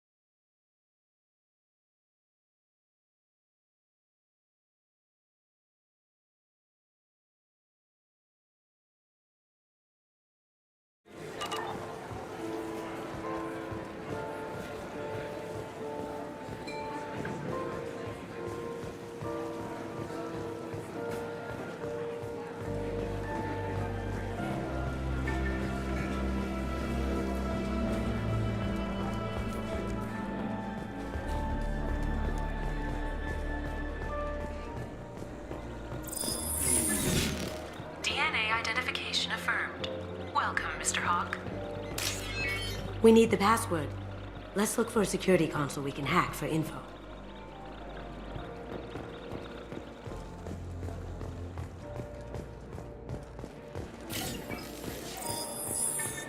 Doc throws a hell of a party. Yes. I'm not too pleased with the caliber of people he's invited, though.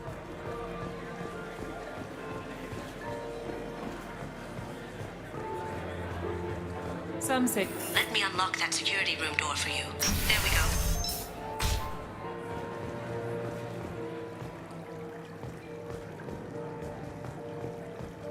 Ready when you are.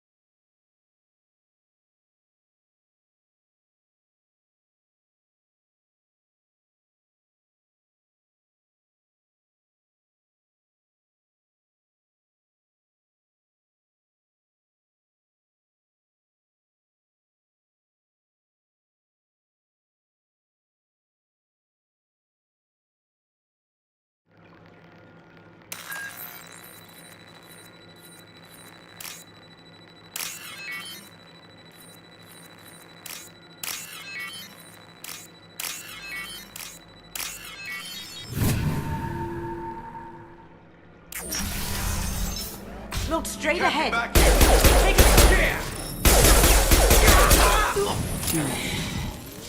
I have an idea. See what you can find.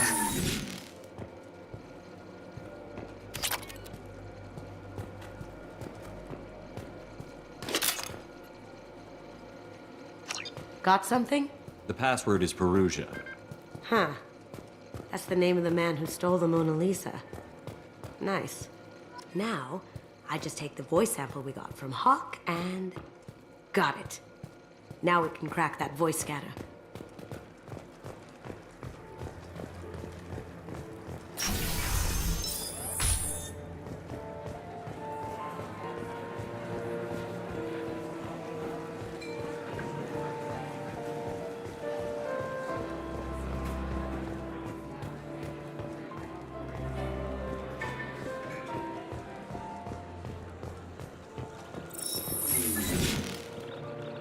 Password required.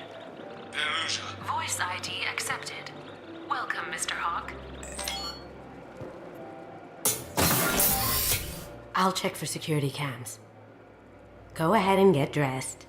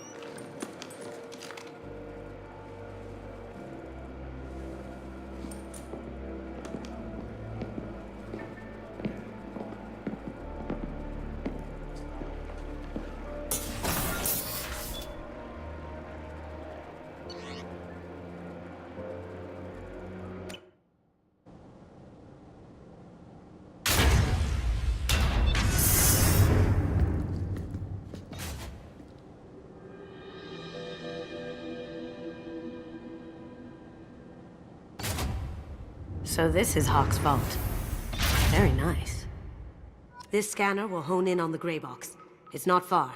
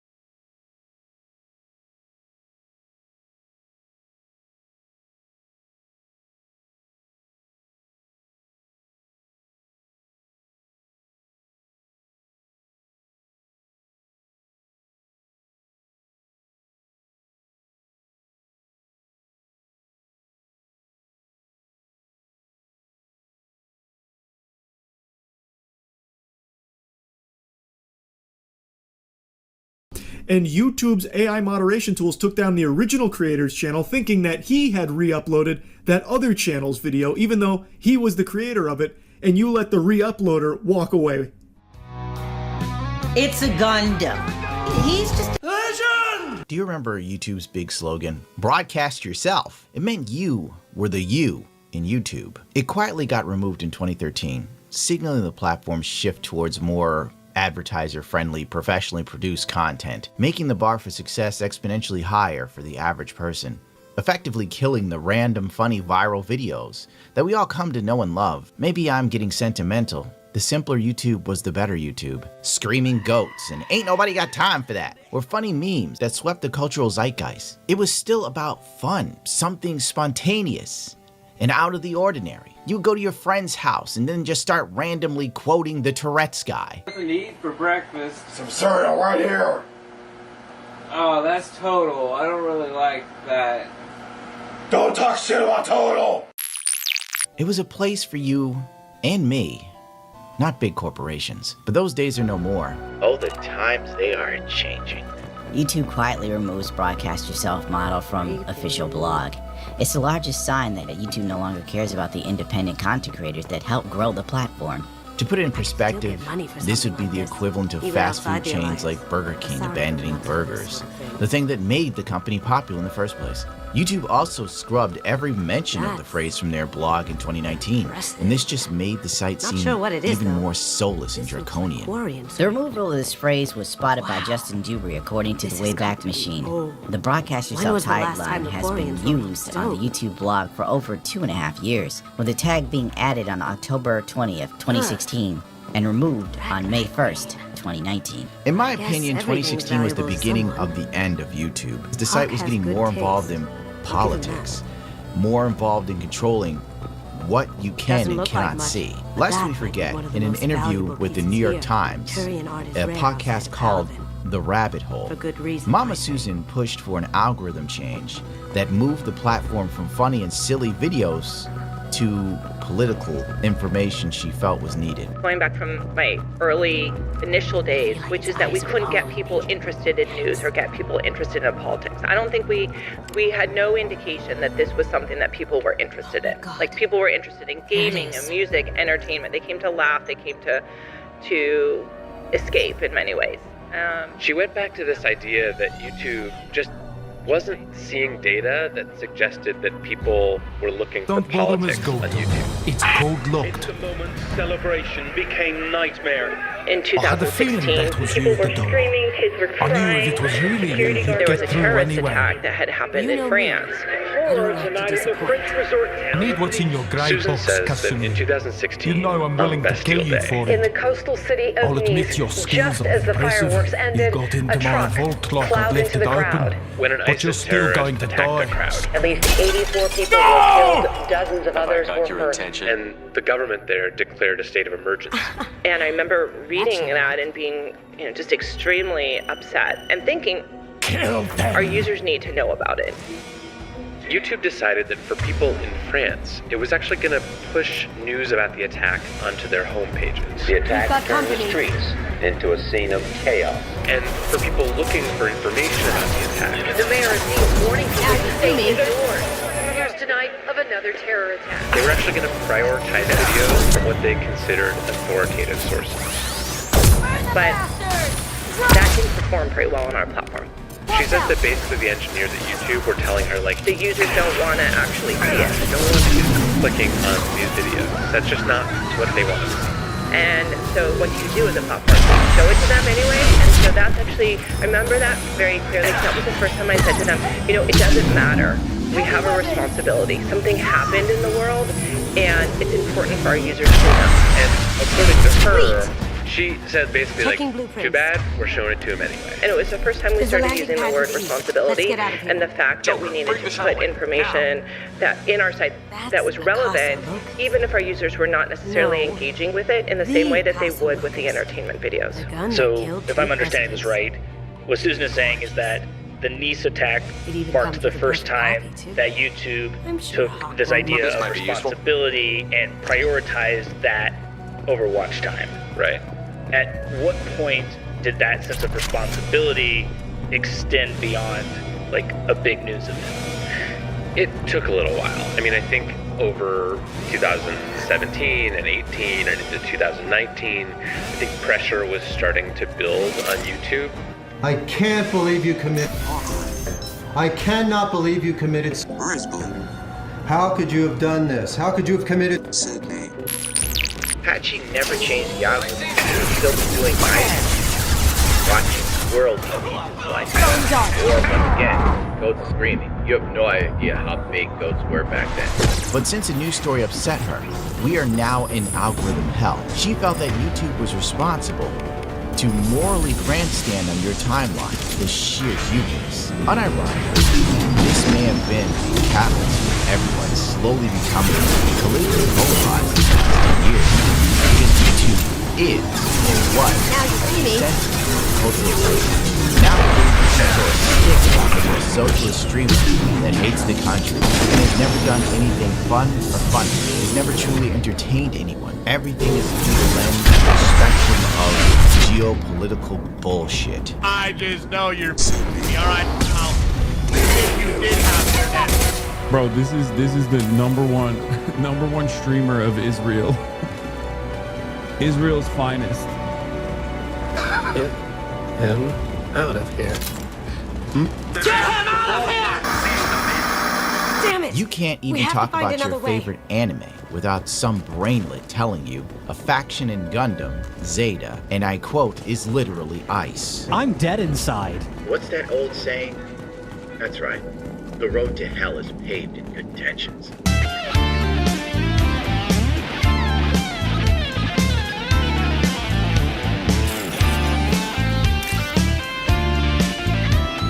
Let's take a page out of the book of Dante and take a stroll through hell. We all remember the wonton flu of 2020 and the insane lengths YouTube went through to control the narrative around the pandemic. Only whitelisting news outlets and major YouTubers such as H3H3. They could say the word COVID while everyone else couldn't. They could also make jokes about it or put it in the title.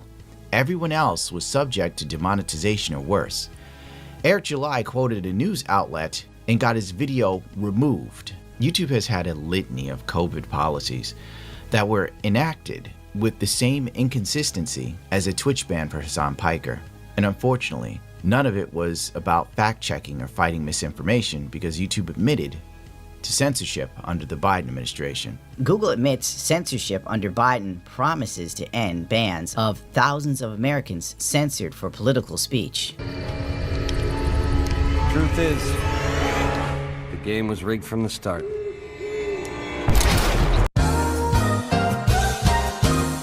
He's not funny at all. The platform made popular for cat videos and angry video game nerds, made for people to use as an escape from reality or as a chance to create content and connect with others, was now being used as a weapon against its user base. Thanks, Mama Susan, for making YouTube a complete 180 from what it was originally intended to be. A fact made all the more clear when YouTube TV launched in 2017. After the first adpocalypse, YouTube created a sweetheart deal with mainstream media channels to whitelist all of their content and promote it above normal content creators in the algorithm. Many news channels not backed by legacy media were deranked. The first die was cast. YouTube on Wednesday officially launched its streaming bundle, YouTube TV, starting for select markets in the US. The Alphabet-owned video giant first announced the service, and today, the $35 subscription service rolls out in New York and Los Angeles, the Bay Area, Chicago, Philadelphia, and more US markets coming soon. Consumers will be able to sign up for the free trial offer for 30 days, and after the first month's payment, can get free Google Comcast while supplies last. Nothing says YouTube like ABC, CBS, Fox, and NBC, am I right? By 2024, YouTube had become a major player in the streaming space, beating out Netflix. YouTube dominates streaming, forcing media companies to decide whether it's friend or foe. YouTube made nearly 10% of all viewership on connected and traditional TVs in the US in May. According to Nielsen, Netflix ranked second with 7.6% viewership. We're not talking about mobile phones or laptops, but the biggest screens in the house, TV. Media analyst Rich Greenfield, every media executive has to be paying attention. The old guard was falling. Hollywood was losing its grip on the public eye, and publicists were on the way out, becoming increasingly irrelevant in the new digital dark age. This is more to do with the cost of living in LA and the never-ending pointless bureaucracy strangling the entertainment industry as badly as the average citizen just looking to install solar panels in the state of California. It used to be a spectacular job. You could give a voice to people who deserved one, and you knew you were making something meaningful that would be seen and talked about. Now it feels as if there's no real reward for taking big bets on a favorite script or an unknown filmmaker, he says. You're more of a brand manager than a creative advocate, and playing it safe seems like the smarter career move. Pervasive risk aversion and an odd obsession with existing IPs is just one of the complaints that emerged from the interviews with executives who've seen the ranks of judges over the past 5 years. Streaming, meanwhile, has bifurcated the name of our modern-day executive, creating a fundamentally different structure with its own unique rules and incentives. And it goes on and on and on. Hollywood contraction hits entertainment executive jobs. This is a full-scale depression. LinkedIn usually uses professionals for networking with people in their field, posting updates when they get a new job, congratulating friends on their promotions. These days, as one former industry type puts it, it's become a therapy site for unemployed entertainment executives who share their frustration over the lack of opportunities in Hollywood amid the major construction. In the wake of studios fleeing to other states to film, this has left a void for influencers to fill. Content creation will kill art the same way that stage streamer slop is now killing content creation. We've truly come full circle. And I guess that's why celebrities like Ben Stiller are trying to sell their own soda brand. Tom Hanks, his own coffee like the Courtroom. What the hell is going on? Los Angeles film and TV production levels plunge. The 3-month period from January to March saw losses in every category of production compared to the same period last year. LA lost 30% of production jobs, filming only 13 TV show plots in the last quarter alone. They are pissing blood at this point, grasping at straws, and setting their sights on influencers because Hollywood no longer sets the trends with Gen Z. As an article in Vice illustrated, The Creator, A-List, the 50 hottest influencers on the planet for 2025. They've conquered your feed and now they're coming for Hollywood. Meet the digital disruptors and intriguing influencers who are reshaping culture, comedy, and celebrity, and turning viral fame into serious real-world clout. Once again, this is by Variety, and more often than not, we are very, very I've seen content later that year, Starz signed a multi-year extended contract with YouTube for TV distribution. This multi-year extension will look for more bundling of Lionsgate cable and streaming brands after an existing cost savings package with Max and Showtime. Many other legacy media networks signed long-term agreements with YouTube as well. The BBC, Universal, Disney, NBC, etc. With all of this money rolling in, why is the surface price constantly going up? Legacy media didn't care about YouTube for a decade. And then it tried to destroy YouTube. And now they are taking it over in the 2020s. One streaming deal at a time. With each passing year, the platform leaves behind the people who made it the media juggernaut that it is. The age of the piano cat was over. Now it's the age of geriatric Hollywood. And just like television, they will kill you too.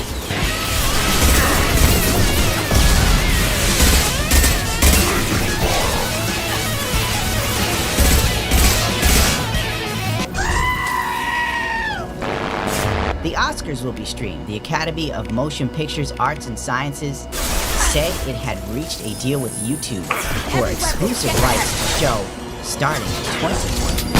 All broadcasting as we shifted to streaming programs, but ABC came to the negotiations from a place of strength. It announced late last year that it had gained exclusive rights to the Grammy Awards under a 10-year deal beginning in 2027. ABC agreed to pay about $50 million a year for the rights. About 15.4 million people watched the most recent Grammys, a 9% decline from 2024. Late night TV was on a similar decline in popularity that only Dark Side Phil could relate to. Boomers were aging out or switching to streaming, and the average person has no interest in watching a wealthy elite give each other awards while politically grandstanding to many of us who are still struggling to pay bills. As an article by NSS Magazine highlights, it's the beginning of the end for cable television. More and more consumers starting in America are choosing streaming. The big takeaway from this article is that streaming accounted for about 45% of the views in America. That's up 71% since 2021. Basically, COVID was the catalyst for the massive surge in popularity. sadly making IRL streamers big, leading to the social decay one only saw in a dystopian cyberpunk novel. But that's another story. Gen Z is the driving force for the streaming revolution, with people 65 and older increasing their viewing of streaming services by 106%. Networks are more risk-averse to making new content, new shows or movies, and they're relying heavily on older IP. And this is why older content is making older new content lately for streamers. That's been the question. It's clear the future of streaming and YouTube will be unrecognizable in just a few years, and the online world will be poorer for it. YouTube's chief executive Neil Mohan praised the Oscars, calling it an essential cultural institution. Sure, if you live in LA, maybe it matters to you. The average person can't get right. They also have the Sunday Ticket, which has been on YouTube since 2023, the National Football League games from Brazil that drew more than 18 million viewers. There is more and more of a shift towards major media companies being a part of YouTube, but not much is spoken about the content creators.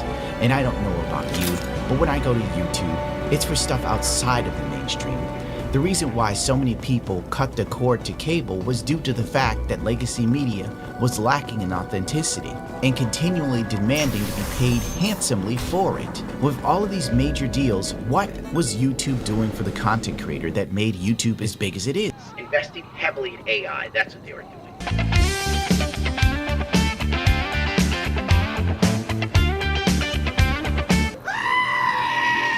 While at the same time trying to mitigate the onslaught of AI slot content by people who rely heavily on technology to write their scripts, do the voiceovers, and generate the content for them. At that point, the human element is reduced to trying to cash in on the trend as fast as humanly possible before the gates are shut on this new digital AI gold rush.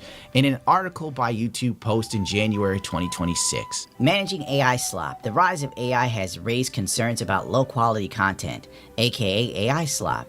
As an open platform, we allow for broad range of freedom of expression while ensuring YouTube remains a place where people feel good spending their time. Over the past 20 years, we've learned not to impose any preconceived notions on creator ecosystem. That was a lie. Today, once odd trends like ASMR and watching other people play video games are mainstream hits.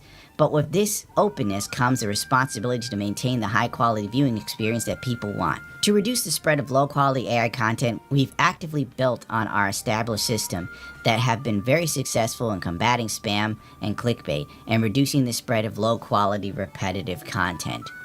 YouTube itself then launched AI tools in February, featured on their creator update video. One hand, they want to stop AI slop, but on the other, they're implementing. It's a joke. It's all a joke.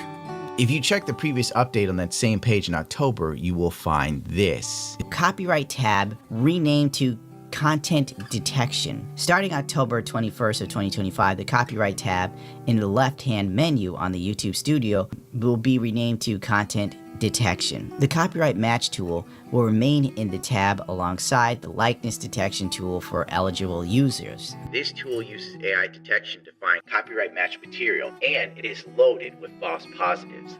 I don't have it in me to talk about how broken the copyright system is. Holy Jesus. Day 2. On April 5th of 2026, NVIDIA's own DLSS 5 announcement video gets taken down by YouTube in Italy due to copyright strike. Local TV channels sent copyright strikes to every YouTube video for using the trailer it uses for its own broadcast. This was a monumental fuck up. The craziest thing ever happened on YouTube. LA7, an Italian television channel, has used footage from NVIDIA's DLSS 5 announcement trailer, and then sent copyright strikes to every YouTuber video that supposedly used their footage, including NVIDIA themselves. Laugh my ass off. I got my video claimed and region blocked by them too. Just made a post about it yesterday. The content detection system is insanely broken. Anyone can do this. Something so stupid should never have happened. A blatant abuse of the copyright system with the help of their fantastic AI. But there's no checks and balances put in place to protect content creators from this sort of stuff. They are effectively guilty to proven innocent. And what happens to the companies that do this? Nothing. People who abuse this system, normal people, might receive punishment. But corporations, no matter how incompetent or evil, by openly trying to extort content creators for using viral clips that they claim or then delete your video can walk away scot-free, even with proof that they demand $500. Thanks, YouTube AI. This is fine. Someone trained AI on her music, got a distributor for it. The distributor then copyright claimed her videos and music that AI was trained on, effectively stealing her money in absolute outrage. AI and AI-powered scammers are strangling creators. Basically, as you already know, an entity called Timeless Sounds IR uploaded AI-generated versions of my songs to all major streaming platforms. And to do that, they fed YouTube videos of me to an AI engine that then mimicked my voice in playing. They used a distributor, which I just discovered, and that distributor's name is Vidya. They used Vidya to upload all these AI-generated songs, and Vidya has since decided that it was going to make copyright claims on all of the videos that were used to feed that AI engine to sound like me. So Vidya has come forward and made copyright claims on my YouTube page, and because YouTube does not personally review these things, I am no longer making money on YouTube. Vidya is making money on YouTube off of my own videos of me playing my own banjo in my own backyard with traditional folk songs, some for my own family, over AI-generated music. So I just wanted to update y'all, and I wanted to let you know that the only thing I can do about it is dispute this copyright claim. I can't dispute the copyright claim with YouTube because YouTube doesn't get involved. I can dispute it with Vidya. Do you think Vidya is going to listen to me? I don't think so. So yes, that's AI-generated music for y'all, and these are the consequences of using it. It's over. We are screwed. What is YouTube doing about this? They'll probably figure out after Moist Critical starts to complain online. That's most likely it. But YouTube continued to roll out the AI moderation system anyway, despite people's objections. YouTube CEO says AI moderation is coming despite creator backlash. Neil Mohan says the platform is pushing ahead with expanded AI moderation tools, even as creators continue to report wrongful bans and mass takedowns tied to automated systems. In a new interview after being named Time CEO of the Year, Mohan outlined how YouTube sees AI as central to both creator growth and platform safety. The company is coming off a massive 2024 with over $36 billion in ad revenue and another $14 billion from subscribers. And half of all YouTube watch time is now coming from TV screens. Mohan said AI will open the doors for a new class of creators who previously lacked the technical skills or equipment. He argued the tech will revive YouTube's earlier area of enthusiastic amateurs while helping the platform surface stronger content overall. There are now 120 terminated creators that have added their names to the sheet. Every name adds to the record of the injustice YouTube is trying to ignore. The story doesn't end until they're heard. No, it ends until YouTube Look left. is twisted. You won't have enough people behind you.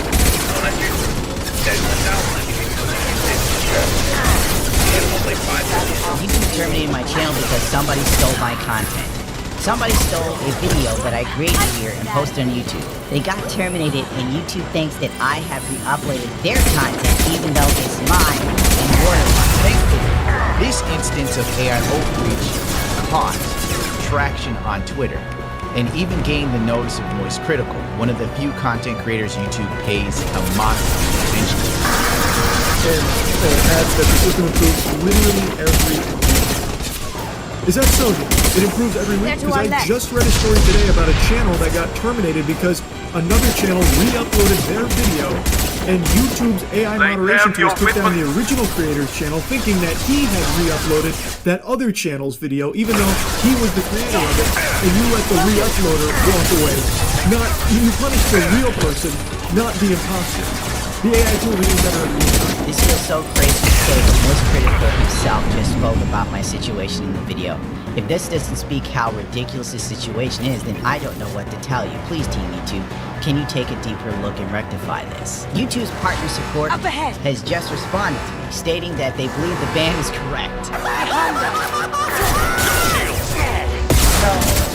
This is gut-wrenching, and it's such an obvious error. I felt hopeless and completely stuck. Please, somebody help. Hi there. Please know that your channel has been reviewed by our internal team and has exhausted all efforts and looked at all possible angles to determine whether or not your channel adheres with our policy and guidelines. With that being said, we have confirmed that your channel was correctly rejected and the decision is final. Unfortunately, we've already exhausted all support options that we can offer to you at this time. Don't hesitate to reach out in case any other questions or concerns.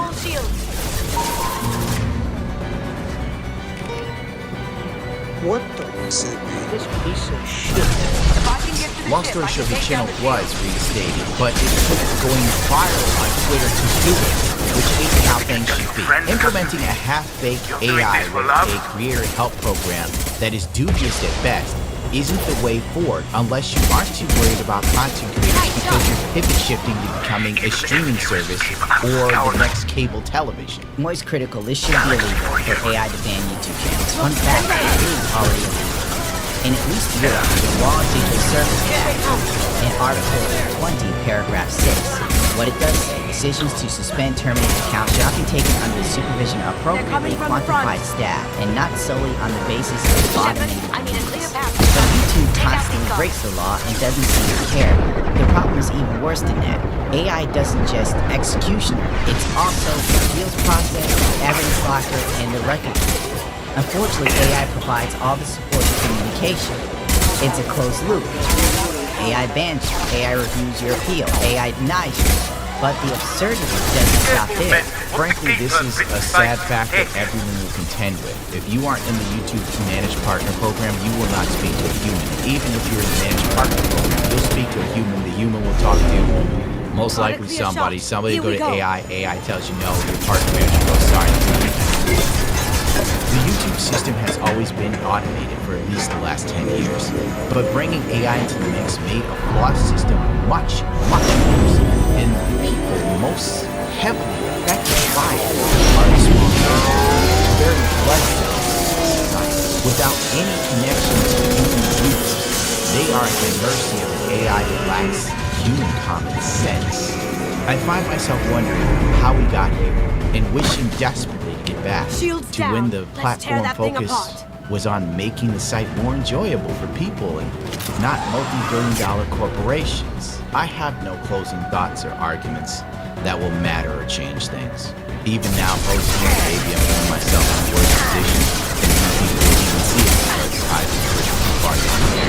Myself, I have no platitudes or parables, no catchphrases, or even the strength within me to pretend to have high energy. We've got company.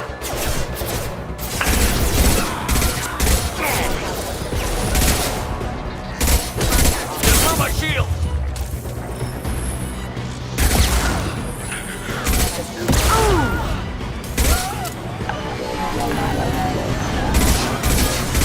Heard what you talk to these gunships. I'll have a squadron of them.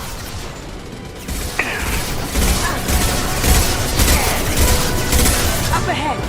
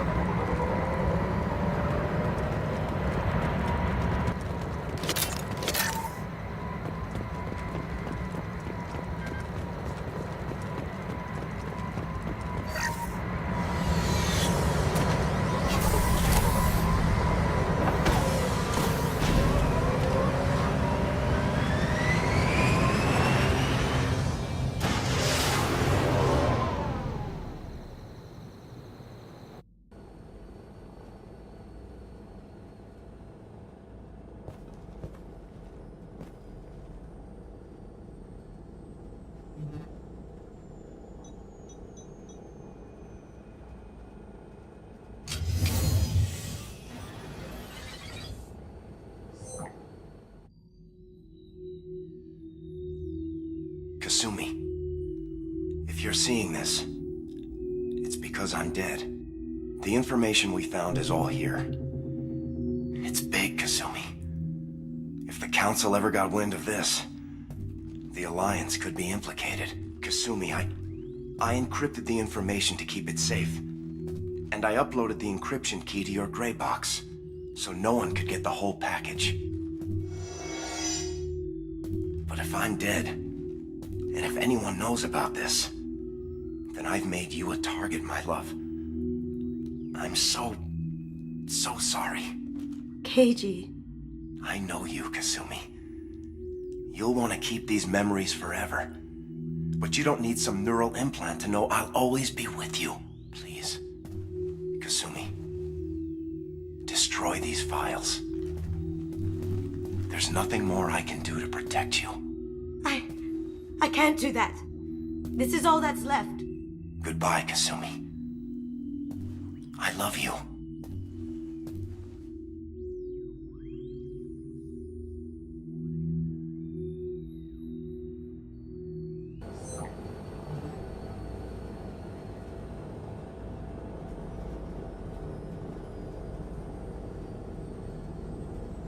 You heard him, Kasumi. He'd want you to destroy the information and save yourself. I know.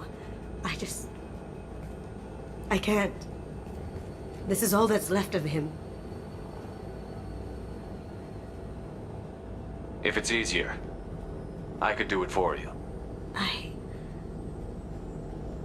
Okay. Just get it over with. Please.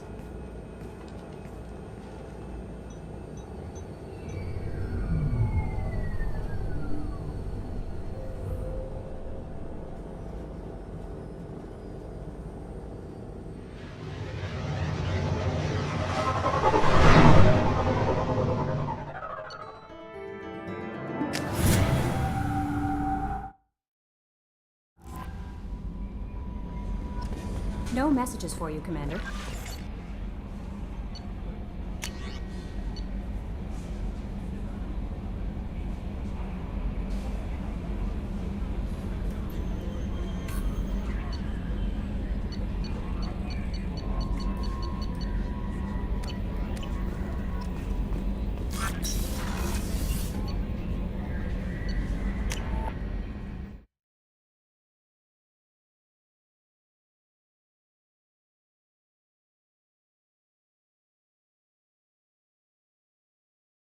If you guys are not subscribed, if you are interested in doing YouTube in any capacity or doing content creation, and let's just freeze. There we go. If you're interested in doing content creation in any capacity, you need to subscribe to this guy's channel and go ahead and watch him. He has a bigger channel called World According to Briggs with about 1.6 million subscribers. He makes very, very good money on YouTube, and he is very interested in helping people. And he's been one of the most helpful people when it comes to YouTube since I started watching his videos. And he made a comment. He actually replied to one of my comments on one of his posts like,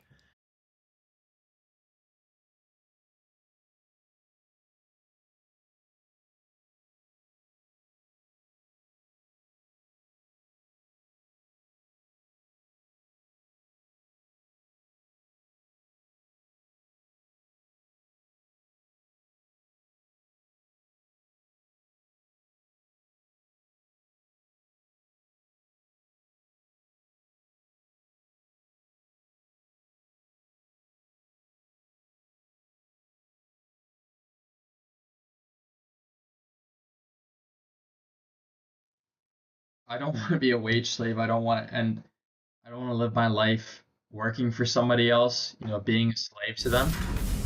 Because I remember in Ted K's his industrial side in his future, it's like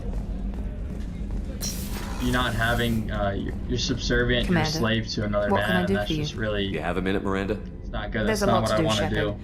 I want to Maybe be able another to earn time. my own income. I'll let you I'm work. still Of working course, for somebody Commander. that I love. My remote job I really love a lot. I get to work for them. They're awesome. But I'm talking about like a full like 9 to 5. I don't want to work for somebody that doesn't give 2 cares about me. Like you don't have that freedom and that autonomy that you would get from starting your own business. No messages and for you, Commander. having that starting your own business and being able to go wherever you want, like financial freedom. Because I want to be able to do that with YouTube and remote work. Because you can work anywhere. You can do anything. Set your mind to. You can like just have fun with it, which is what I want to do. You know, I want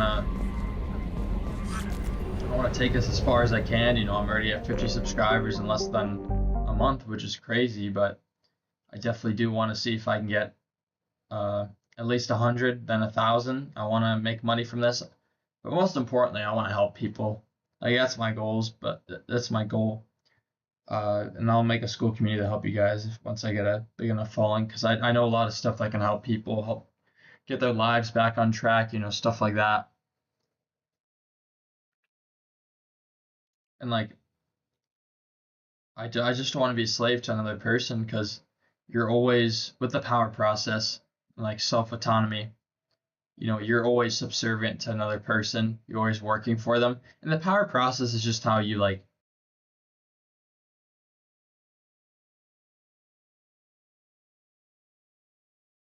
Alright, you guys, this is going to be different than my usual videos, but we need to seriously talk about what's going on this platform. And I see a lot of creators talking about mass demonetization going on, but I didn't see anybody really cover this aspect of what's happening. And I just want to give fellow creators and my audience clarification on what is going on, because there's a serious problem going on YouTube right now, okay? And I want to start it off like this, okay? I've been going back and forth with YouTube for the past couple of weeks, about 1 to 2 weeks now, right? Because ever since I posted this video called They Have Your Face, and basically that video was me telling people how these companies are doing shady stuff with the face scans that you're giving them, right? So I'm spreading awareness and letting people know so you can protect yourself, correct? After that video got posted, my channel has seen a big dip in views and impressions in general, which basically means YouTube is not pushing me out hard at all anymore, right? Ever since that video got posted, there's been weird things happening on my channel. Of course, there was like one video that blew up, Gen Z Doesn't Party Anymore. I'm genuinely convinced that YouTube let the thing go and then brought it back once I posted this video called Look Smashing is Destroying This Generation. And that video got a warning. I can't say it in this video, but it got a warning. If you click on the video, you're gonna see it got a warning for something that they said that they were concerned about my health and my choices, and YouTube had to hide the video from people because they were concerned about me. If you guys click the video, you're gonna see the warning. That had nothing to do about me talking about what I'm gonna do to myself. I don't know where they got that from, okay? But now that we're away from that, you guys need to understand what is happening on this platform, because it's terrifying what I found out. I was talking to somebody from YouTube support, and I'm gonna put the chat on the screen and I'm gonna include it in the description so you can go ahead and, like, if you wanna look over for yourself, you can see, right? I go to YouTube support multiple times, but this is the chat that really did it all. I was talking to somebody named Monique, right? And I came to them because my YouTube videos were getting hidden from people on restriction mode. And if you guys don't know what restriction mode is, basically, people that did not verify their age on YouTube or is at school or things like that, your YouTube account will be put in restriction mode, which basically means you can't see certain content that YouTube deems inappropriate or you need to be older to watch. My content was getting put in the category where it wasn't getting shown to people that were in restriction mode. I'm like, why, right? So I kind of thought to myself, and I was like, okay, maybe it's because of the curses in the video. Because guys, I want you guys to understand, I kept asking them why the content was restricted and they couldn't tell me why. And this is YouTube support. So I had to figure it out for myself. I'm like, okay, maybe it's the curses. So let me edit the curses out and then come to YouTube support and then see if we can get those videos recommended to people now since the curses are out. Because the topics that I talk about are not that crazy. All right, it's just like the curses, but I took it out, right? So check this out, right? They said, can you please confirm if you have already submitted an appeal on your end? Because they wanted me to appeal to see if the video, you know, can get the age restricted lifted. And the video on YouTube Studio was not showing an appeal button. So I said, no, I have not submitted an appeal yet. I just finished editing the video to remove the flag language. Monique says, I see. Thanks for confirming. Can you please provide a screenshot of your end on your end? I said, sure. A screenshot of what? Monique says, a screenshot showing the age restriction on your videos. I say, it doesn't say it on my end, but people in restriction mode cannot see my content. At first, I questioned why, but I realized the language in the video probably caused it. So I went into YouTube Studio and cut it out. And now I'm asking for those videos to be reevaluated, right? Monique says, I see. Thanks for the information. Monique goes, I apologize, but I did not encounter any issue or restrictions with your video. Would you be able to provide a screenshot from your perspective? I send her a screenshot.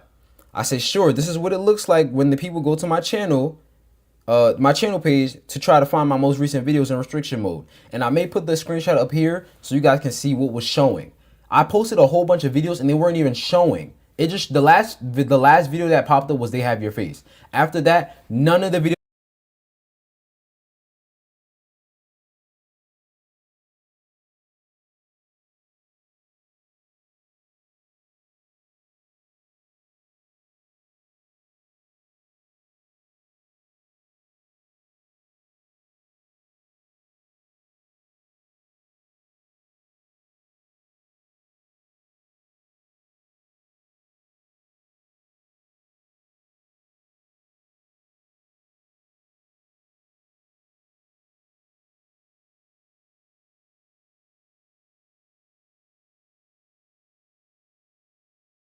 were popping up in restriction mode, right? I go, and if you look at my current page, I've uploaded way more videos that's you know, than what is showing there. I said, but I just went ahead and fixed the 3 that I listed for this chat ticket. I said the video is being restricted. It's on restriction mode, the mode that hides content that YouTube might deem inappropriate. I said the whole point is I want my viewers to be able to see my videos even on restriction mode. So I removed the curses from the videos I told you about so I can get a human to review it and see if it's good to be shown even on restriction mode or not. That's all this is about. Monique says, I see. Thanks for the information. I apologize for the confusion, right? So somebody from YouTube support didn't even know what YouTube restriction mode was, which was insane. I say no worries. Monique goes, to help you better with this concern, I'll go ahead and check this matter further on my end. Is it okay if I place this chat on hold for 5 minutes while I look into this? I say sure. Monique goes, thanks for patiently waiting. Just checking if we're still connected. I say yes we are. Thanks for confirming. I apologize for the wait, no worries. Let me share some information. Y'all, this is where it gets crazy. Enemies Monique says, we understand your goal of making your videos available to viewers using restricted mode. While removing strong language is a positive step, please note that across your content, including, please note that restricted mode is determined through an automated system that evaluates multiple factors across your content, including metadata, context, and overall themes. At this time, we are unable to manually override or guarantee inclusion in restricted mode through human review.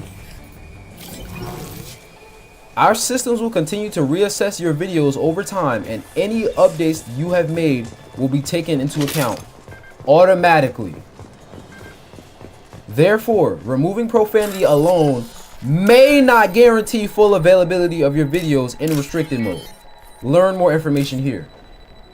This person basically just told me they cannot tell me the reason why my videos are not being pushed out and why they're not being shown on restricted mode, even though I removed the curses from them. And they're letting an AI bot determine whether the video gets pushed out or not. Do you guys understand how crazy that is? I'm at YouTube support, and support cannot even support my situation. They can't even tell me why my video isn't getting pushed and what I need to do as a creator to fix it. Do you guys understand how big of a problem this is? They're literally letting an AI run the algorithm. Okay? You can't go to support and get help now because they're throwing their hands up and like, wait, we don't know what's going on. The AI did that. And it's like, well, why did the AI do that? Oh, we don't know. What do you mean? Do you guys see how crazy that is? Like, am I tripping right now? Yo, somebody in the comments gotta let me know. Am I tripping right now? I said, my bad, y'all. It's just flashed out my face. I'm trying to see, right? I said, all right. But could I at least know why the Gen Z video stopped? I said Gen Z stopped caring about everything. And I'm not built for how people date anymore. Videos are not being shown to people in restriction mode. It would help creators out a lot to know what's causing the restriction so they can avoid it, you know? Monique goes, I understand that you want to know why the videos are not being shown to people in restriction mode. As mentioned earlier, this is determined through an automated system that evaluates multiple factors across your content, including metadata, context, and overall themes. Restricted mode uses automated signals to identify content that may not be suitable for all audiences. Because this process is automated and considers multiple multiple signals together, we're not able to manually review or override specific cases. If your goal is to have content visible in restricted mode, you may want to keep topics, framing, and presentation as broadly suitable and neutral as possible across all parts of the video. I say, okay, so basically, if my videos get hated from people that usually watch in restricted mode, we as creators cannot come to YouTube to figure out why it was restricted and must instead just leave it all to AI. Monique says, yes, that's correct. Guys, we have seriously lost the plot. I just literally went through hell with YouTube support all this time for them to tell me that the algorithm is the one that's doing all of this. There is no human behind any of what's going on my channel right now. Okay, there's gray down arrows on all my videos. All my videos are 10 of 10 to 8 of 10. And it's not because a content creator fell off, because people like to use that term all the time. First of all, guys, I've been seeing pretty good success so far, and my videos, I don't do anything crazy. Like, my videos have been consistent, and I make videos that I know my audience watches and I know that I'm interested in, and that's what keeps us interacting with each other. You don't just fall off out of nowhere. That's not just what happens. What I just found out was an algorithm can decide whether they want to push you to the masses or not. And the minute you do something that the algorithm AI bot decides it doesn't like, you're done. It's putting an obsidian block over your channel, and there's no way you can get out of it. Because the whole algorithm is run by an AI. Okay, if you guys don't know, yes, YouTube is run by an AI algorithm. It's run by Google Gemini. Okay, there are plenty of creators right now on YouTube. If you go ahead and search up, YouTube has just demonetized my channel. You're going to see a whole book worth of videos from creators literally saying how YouTube's automated system demonetized them. Now, I'm one of those people where I'm not the type of person that's going to be like, oh, this won't ever happen to me. Like, you know, I'm fine. Guys, before this whole AI thing was even happening on my channel, I was literally hyping these creators up and watching their videos when they were talking about them getting demonetized, because I knew if this is happening to them, it's only a matter of time before it starts spreading elsewhere to other parts of YouTube. Okay? I'm not one of those people that's delusional, right? So I'm sitting there supporting them, and I'm like, yo, I hope this doesn't happen to me, but there are plenty of people getting demonetized on YouTube right now, right? And then another problem is Shorts is taking over YouTube completely, okay? I search up a video that I search up something I need help with, and I don't even get a video tailored to what I searched up. I just get a whole bunch of shorts, and there's nothing relative to what I searched on YouTube. I gotta scroll all the way down, at least like a good like 15, 20 seconds to see the first video. Y'all, that is insane. So that could be another reason why views are down too. YouTube is pushing long, like short form slop. Then there's all these AI faceless channels that are still monetized, but they're demonetizing people that are doing nothing wrong on the platform. And I didn't get demonetized right now, but guys, this is still a problem for creators, because at the end of the day, if your reach gets hindered, you might as well be demonetized, okay? The only people that can see your videos is your audience. And YouTube tried to tell me that my audience started getting uninterested in my videos, which was straight BS, because number one, my CTR on my videos are literally average, which I can show you guys in YouTube Studio right now. The CTR is average. The average view duration, they told me some BS, y'all. They said the average view duration was the reason why my videos wasn't getting pushed. And get this, the average view duration was 10 seconds below the normal. 10 seconds. You can't make this up. And the only reason they said that was because the 9-minute video that I posted recently, I think the problem when it comes to dating, I think I'm the problem, right? The whole thing is that the video is 9 minutes. They're judging my channel based off 12-minute videos or 13-minute videos or 11-minute videos I made. And you guys know the longer the video you make, the longer people may watch. So that raises your average view duration. But why does the algorithm not see a 9-minute video and see that people are still watching the video to a good amount and not realize this isn't a 13-minute video? So of course the average view duration is going to be lower, but the average view duration is still good, which means the video is still good, so the video should still get pushed out. It makes zero sense, guys. You see what they're doing? Like, they're doing BS, and then when you come to them to try to find out the reason why this is happening, they throw their hands up and they don't want to help you. They give you automated responses most of the times, and they don't even know themselves why. They don't even know what is going on. Guys, this is becoming a serious issue on this platform, okay? And I know that I made a video about this a week ago, and I just want y'all to know, for my viewers that's still watching, yo, I really love y'all, bro, because y'all have been with me through this whole thing. And I know y'all aren't uninterested. Of course, there's gonna be people that stop watching all the time, people that unsub. You know, that's just that's a part of YouTube. I didn't fall off. I didn't lose thousands of subscribers. Okay, that didn't happen. People just didn't stop watching. In fact, ever since this whole thing started happening, my engagement, comments, likes went up. The engagement went up. Everybody was still pulling up. The video that I posted last week was about to be in the top 100 of hyped videos. The video was only out public for 2 days. It had over 100,000 hype points.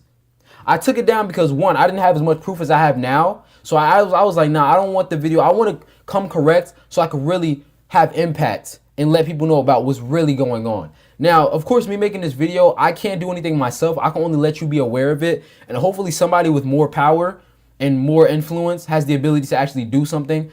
But I want y'all to understand, it's literally not me. It's not y'all. It's YouTube.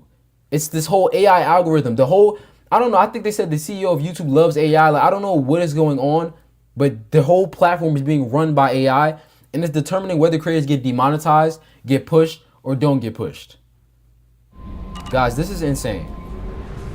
This is insane. You can start a whole YouTube channel up from scratch, but if the AI just says, oh, no, we don't want the creator to get pushed. No, this video, no, don't push it. Immediately, your channel can get bottle capped. You lose half your audience. Just like that. Before that, they have your face video. I was averaging 10K views. You can go back and see it. After that, each video on my channel has been going 10 of 10, 8 of 10, every single time. The video that I posted about how I think I'm the problem when it comes to dating, this is a topic that my audience is interested in. My channel is literally about me building a community where people can speak and express themselves without, people be too soft nowadays. Like, I just want this channel to be where people can communicate about whatever they want and just have a convo. Like, bring that old side of the internet back where we can just talk. Like, I like to talk about my experiences and give advice to people. But y'all, I genuinely cannot do this right now. I gotta let this issue be known, y'all. I can't do this, man. And I just want to thank my supporters and my viewers, because y'all really hyped that video up. And I didn't even notice that it had over 100,000 hype points until I privated it and looked at it a couple days later. But I really mess with y'all, bro. Y'all really have been riding for me all the time. And I just really want y'all to know that I really appreciate y'all. Like, seriously, like, man, I don't know what's going to happen with the future of this channel. I told you I'm trying to start a skit channel and do all of this, but I can't even focus on it because of what's happening over here, right? And I don't know if what's happening over here is going to move over to my other channel because it's connected to the same Gmail account. So I just don't know, right? But creators, if you're a creator watching this video, I just want you to know you're not the only one going through this. There's a lot of people getting demonetized. If your views have dropped, you have to know that it's because, one, the AI is running the algorithm now, and two, YouTube Shorts are taking over, which means there's less space for long form content on the YouTube For You page or whatever. So they're just seeing a whole bunch of shorts, and your video, they'll probably have to scroll all the way down to see your vid. This is what the platform is coming to. I don't know, guys.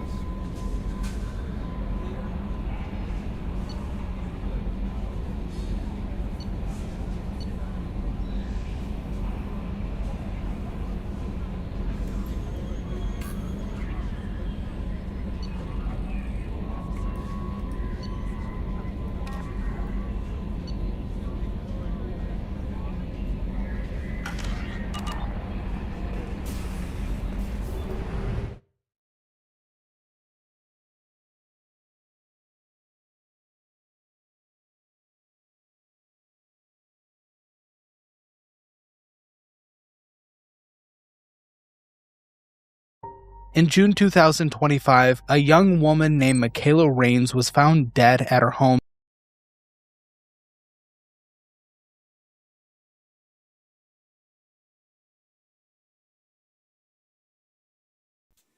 What's good, everybody? It's your brother New Breed coming through with another video. You are not tripping. Something is off with people. And all you brothers and sisters out there who are spiritually aware, you can sense the change. There's a lot of fake energy out there. And you could be around a group of people and you can see the smiling faces, but the eyes don't lie. the eyes can't conceal how people really feel. And it seems that everybody's putting on a front. And it's partly because social media is bleeding over into real life. And of course, on social media, people have to act like they're living their best lives. When in actuality, we're all feeling the shift that's taking place in society. However, God's people are adapting to the shift properly by locking in, choosing their friends more wisely, setting healthy boundaries, praying, fasting, supplication, building that strong connection and relationship with the Creator. While on the other hand, the mass majority, they don't quite know how to deal with the shift that's taking place. So what they do is they become more fake and they gather a hive mentality. They're looking for support in all the wrong places. And a lot of people are walking around robotic because of this. They're walking around like zombies, afraid to think outside of the box, afraid of going against the status quo because they're afraid of being marked. Because the scriptures tell you, when you depart from evil, you become a prey. And it's very true. When you start unplugging from the matrix, you can expect the Agent Smiths to come. And a lot of people are afraid to fight the good fight. But something has changed in these people, where a lot of them are just choosing to be evil on purpose. And you can see that their circuits have gone short. They have short fuses. They're quick to lash out and crash out. Conversation just doesn't feel the same with people. It seems that everything is transactional nowadays. And this is why the scriptures say that in the last days, people will become incontinent, truce breakers, lovers of themselves. People would not have natural affection. And you can sense it on people. Everybody is out for self. And these are signs of the times.